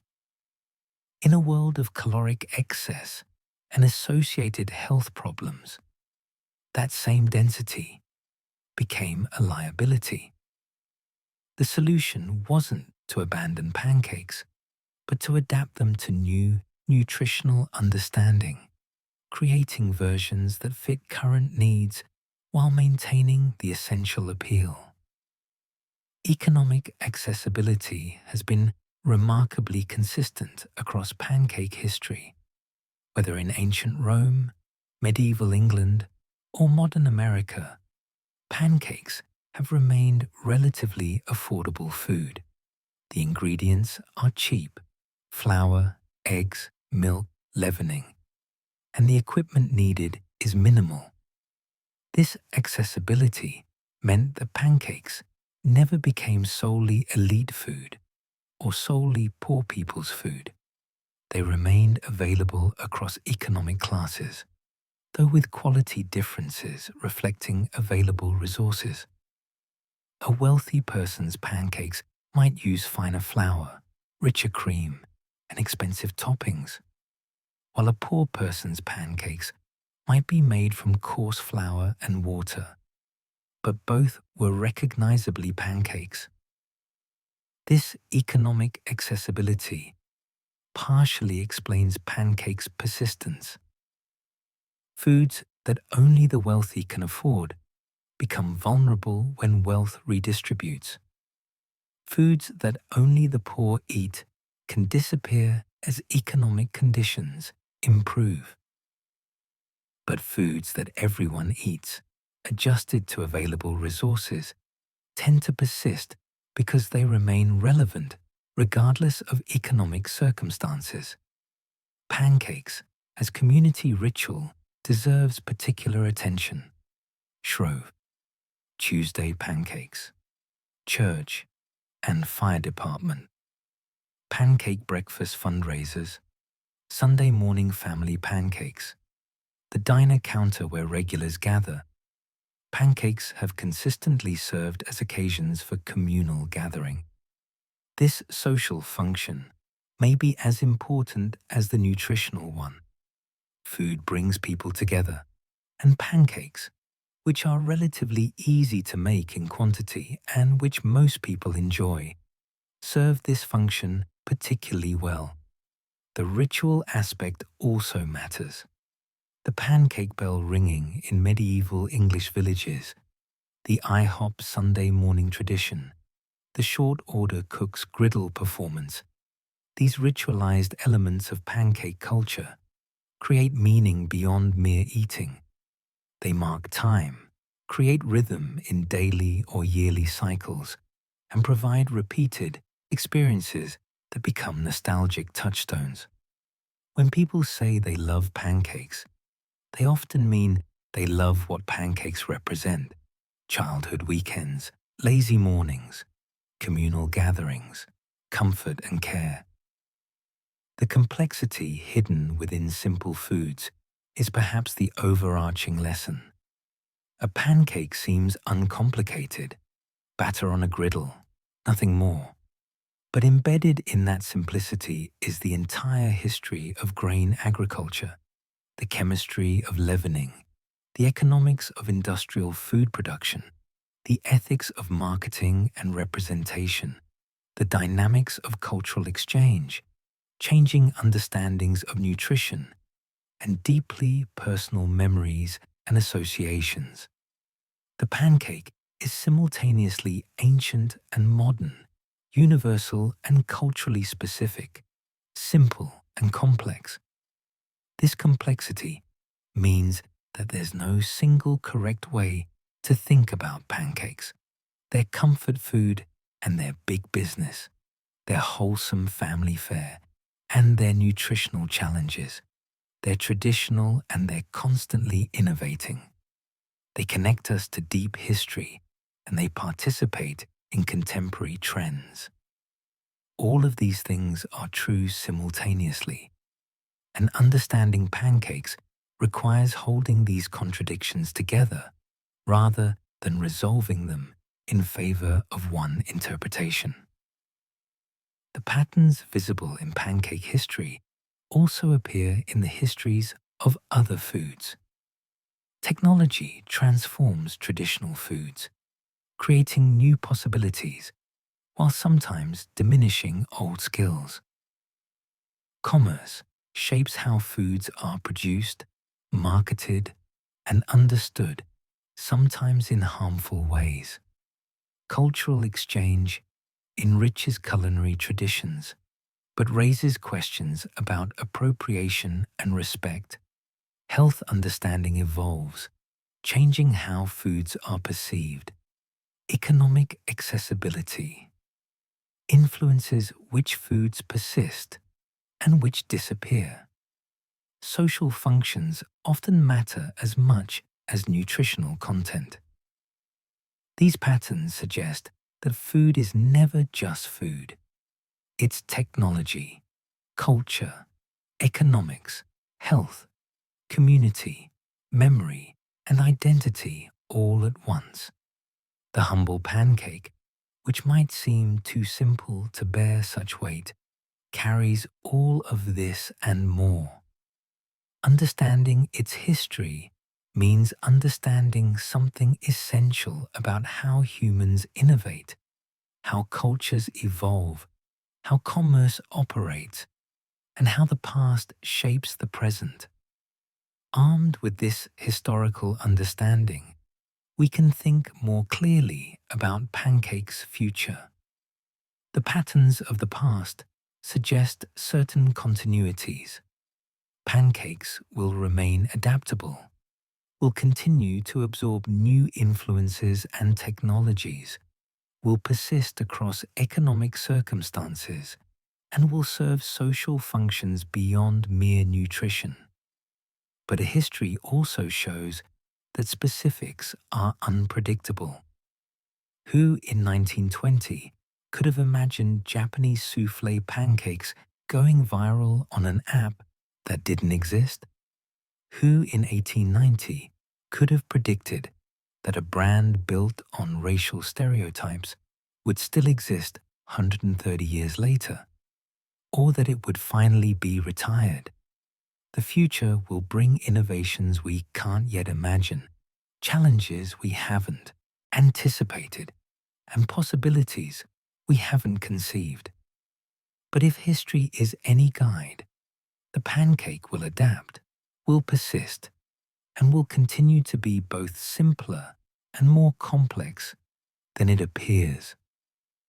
We began this journey with Ötzi the Iceman, who died in the Alps 5,300 years ago with primitive flatcakes in his stomach. We've traveled through ancient Egypt, where pancakes were offered to the gods, through medieval Europe, where church bells called housewives to prepare for Lent, through the scientific revolution that revealed the chemistry of leavening, through the industrial age that made pancakes a commodity, and into our own time, where pancakes exist in forms that would astonish or confuse anyone from even 50 years ago. It's been a long journey for what remains, at its core, an extraordinarily simple food. The transformation is remarkable when stated plainly. From survival food to cultural icon, from flat grain cakes cooked on hot stones to fluffy stacks drizzled with maple syrup, from sustenance scraped together from wild grasses to engineered nutrition tailored to specific dietary needs. The pancake has been Greek festival food, Roman military rations, medieval Lenten preparation, American diner staple, Instagram spectacle, and molecular gastronomy experiment. It has absorbed influences from every inhabited continent, adapted to countless dietary approaches, and served as vehicle for ingredients from dozens of agricultural traditions. Yet, for all this transformation, something essential remains unchanged. We're still grinding grain, or seeds, or nuts, or whatever starch source we've chosen, mixing that ground material with liquid and applying heat to a flat surface. The fundamentals that made sense to Neolithic humans still make sense today. The chemistry of the Maillard reaction that creates appetizing flavors and aromas works the same way it did 30,000 years ago. The simple pleasure of eating something warm, slightly sweet, and comforting persists across all the technological and cultural changes we've surveyed. The current state of pancakes reflects what we might call radical diversification. Walk through any large American grocery store and you'll find traditional pancake mixes alongside gluten-free versions, keto formulations, protein-enhanced options, organic whole grain varieties, and paleo-friendly almond flour blends. Search online for pancake recipes and you'll find thousands, from traditional buttermilk to Japanese souffle to cottage cheese, protein pancakes to vegan aquafaba creations. Order pancakes at restaurants and you might receive classic diner stacks, French crepes, Dutch pannenkoeken, Korean pajeon, Ethiopian injera, or Indian dosa, depending on where you go and what you request. This diversity is unprecedented. Never before in human history has such variety been accessible to so many people. Someone in Des Moines can attempt Japanese souffle pancakes using a recipe from Tokyo, employing techniques learned from a YouTube video, using ingredients ordered online. The barriers that once kept culinary traditions local and separate have dissolved, at least for those with internet access and disposable income. But this accessibility raises questions about the future, starting with environmental concerns. Wheat agriculture, which provides flour for billions of pancakes, has significant environmental impacts. Water use, fertilizer runoff, pesticide application, soil degradation. Industrial egg production and dairy farming, which provide other key pancake ingredients, contribute to greenhouse gas emissions and environmental pollution. The food system that makes pancakes cheap and accessible operates at scales and with methods that create environmental costs we're only beginning to fully account for. The future of pancakes will need to address these concerns. We're already seeing movement in this direction. Regenerative agriculture practices that rebuild soil health while growing wheat are being explored and slowly expanding. Plant-based egg and milk alternatives reduce reliance on animal agriculture. Local grain movements connect consumers directly with farmers growing heritage, wheat varieties, sustainably. These remain niche approaches, but they suggest possible directions for a more sustainable pancake future. Cellular agriculture, growing animal products from cell cultures rather than raising and slaughtering animals, represents a more radical possibility. Companies are already producing cell-cultured meat, and similar technologies could eventually produce eggs and dairy proteins without animals.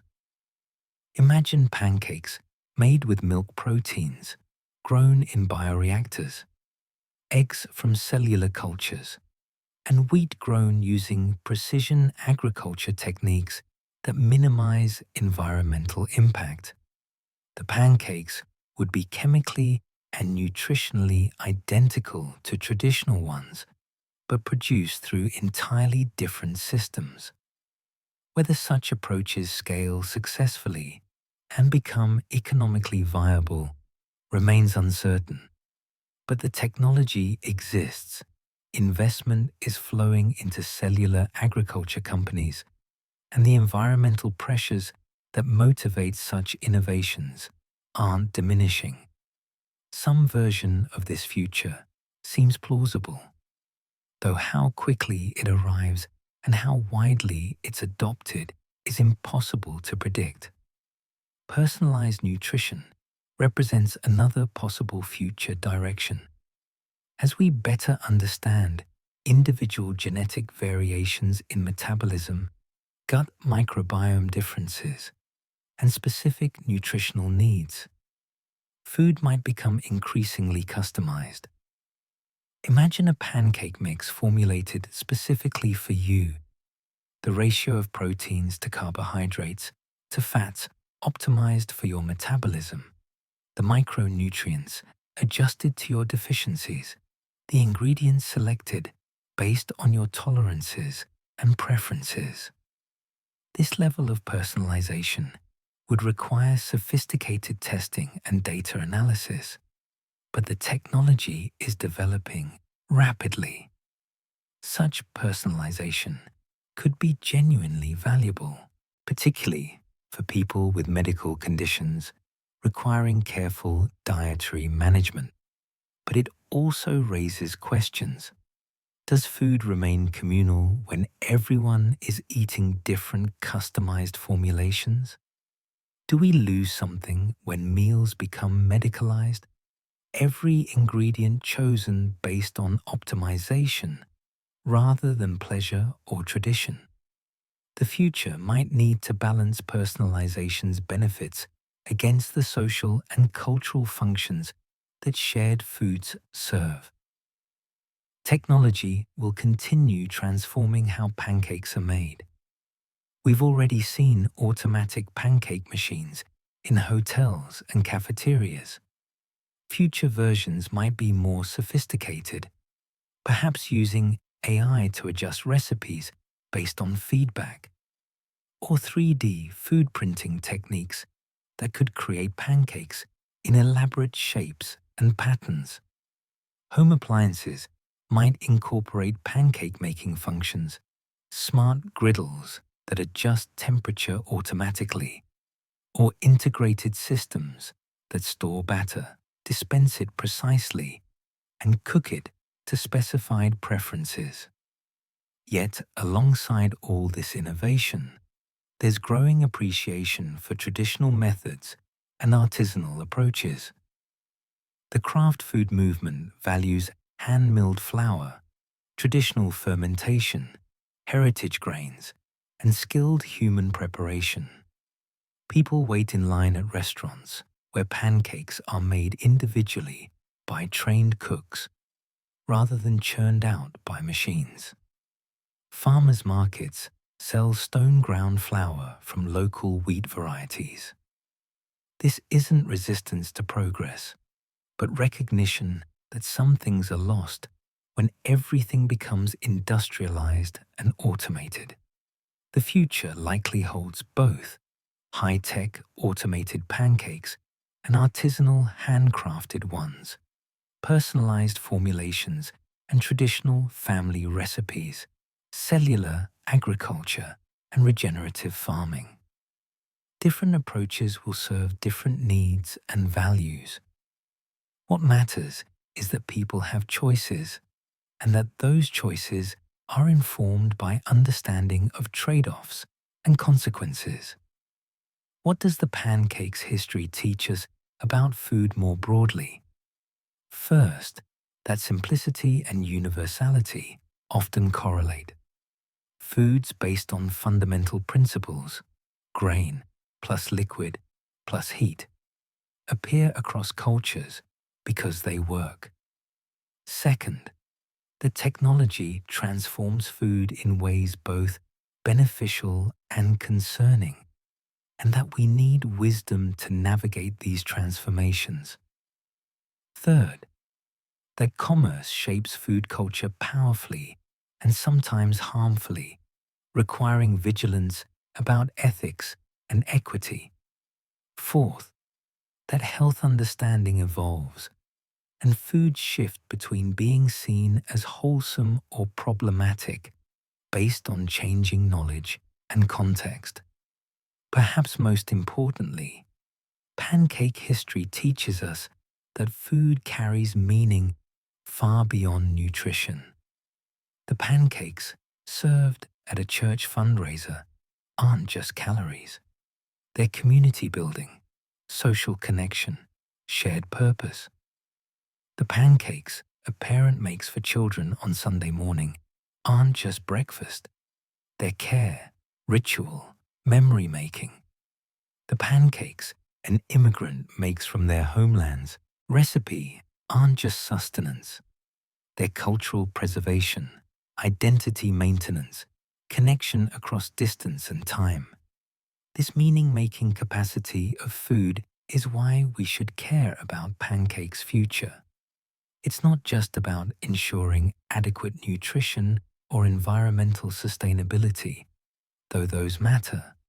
It's about preserving food's ability to connect us to each other, to our histories, to the natural world, to the past and future. A world where pancakes become merely optimized nutrient delivery systems, even if they're environmentally sustainable and nutritionally perfect, would lose something essential. The enduring appeal of pancakes across 30 millennia suggests they fulfill deep human needs. The need for comfort, warm food that tastes good and smells appealing. The need for simplicity, food that doesn't require elaborate preparation or expensive ingredients. The need for adaptability, food that can be adjusted to available resources and changing circumstances. The need for sharing, food that works for communal meals that can be made in quantity that most people enjoy. These needs are unlikely to disappear, which means pancakes in some form are unlikely to disappear either. Return to human scale for a moment. Forget the industrial food system, the global supply chains, the corporations and marketing. Think instead of Sunday morning, someone making pancakes for people they care about. The smell of batter cooking, the sound of it sizzling on the griddle, the visual satisfaction of a well-executed flip, the stack on the plate, butter melting, syrup being poured, people gathering around a table to eat together.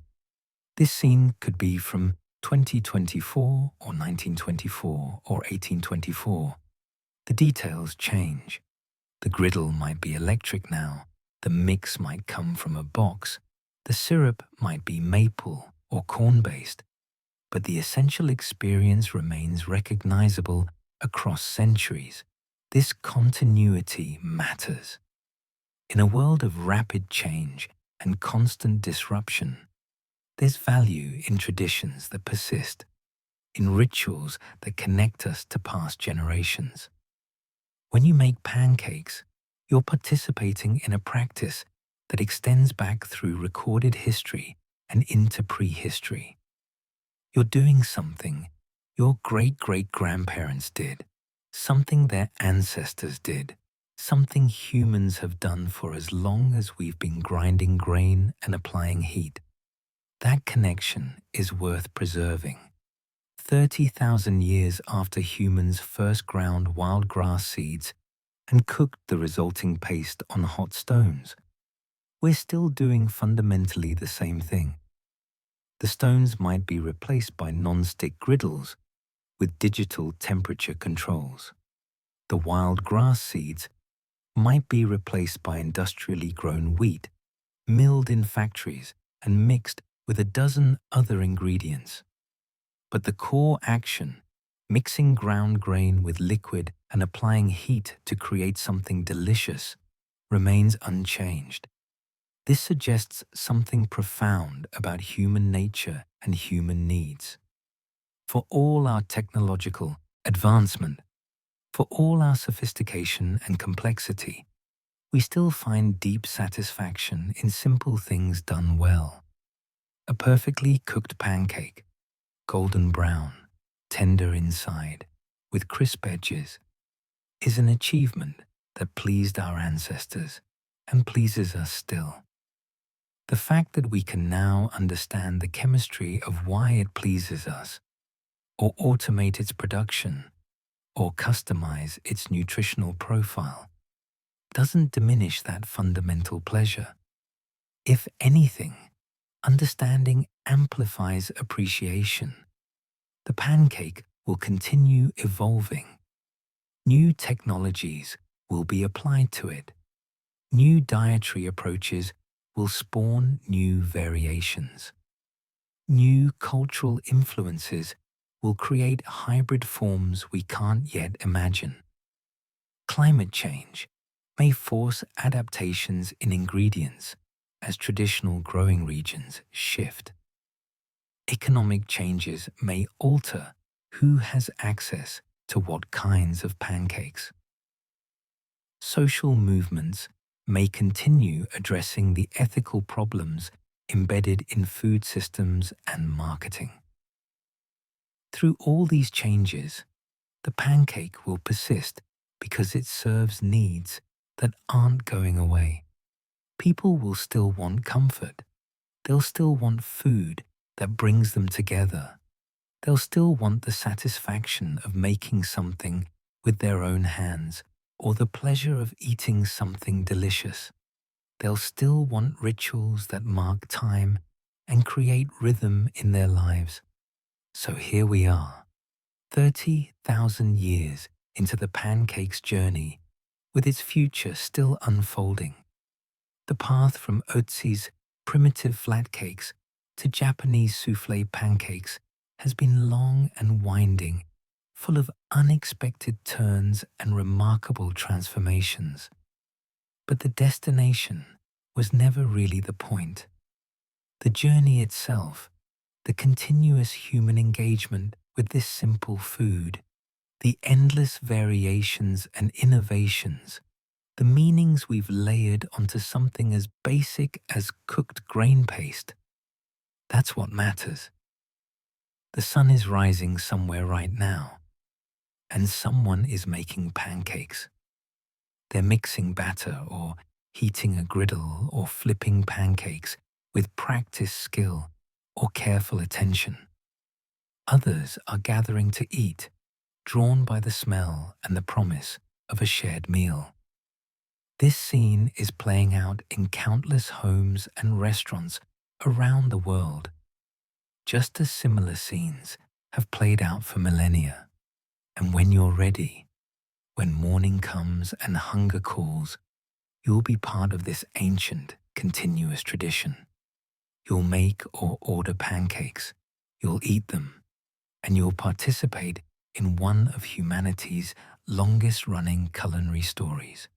The pancake endures. Simple, adaptable, comforting. It connects us across vast distances of time and space. From Stone Age to Space Age, from survival to celebration, it remains what it's always been. Ground grain, mixed with liquid, cooked on heat, shared with others. And somehow, miraculously, that's still enough.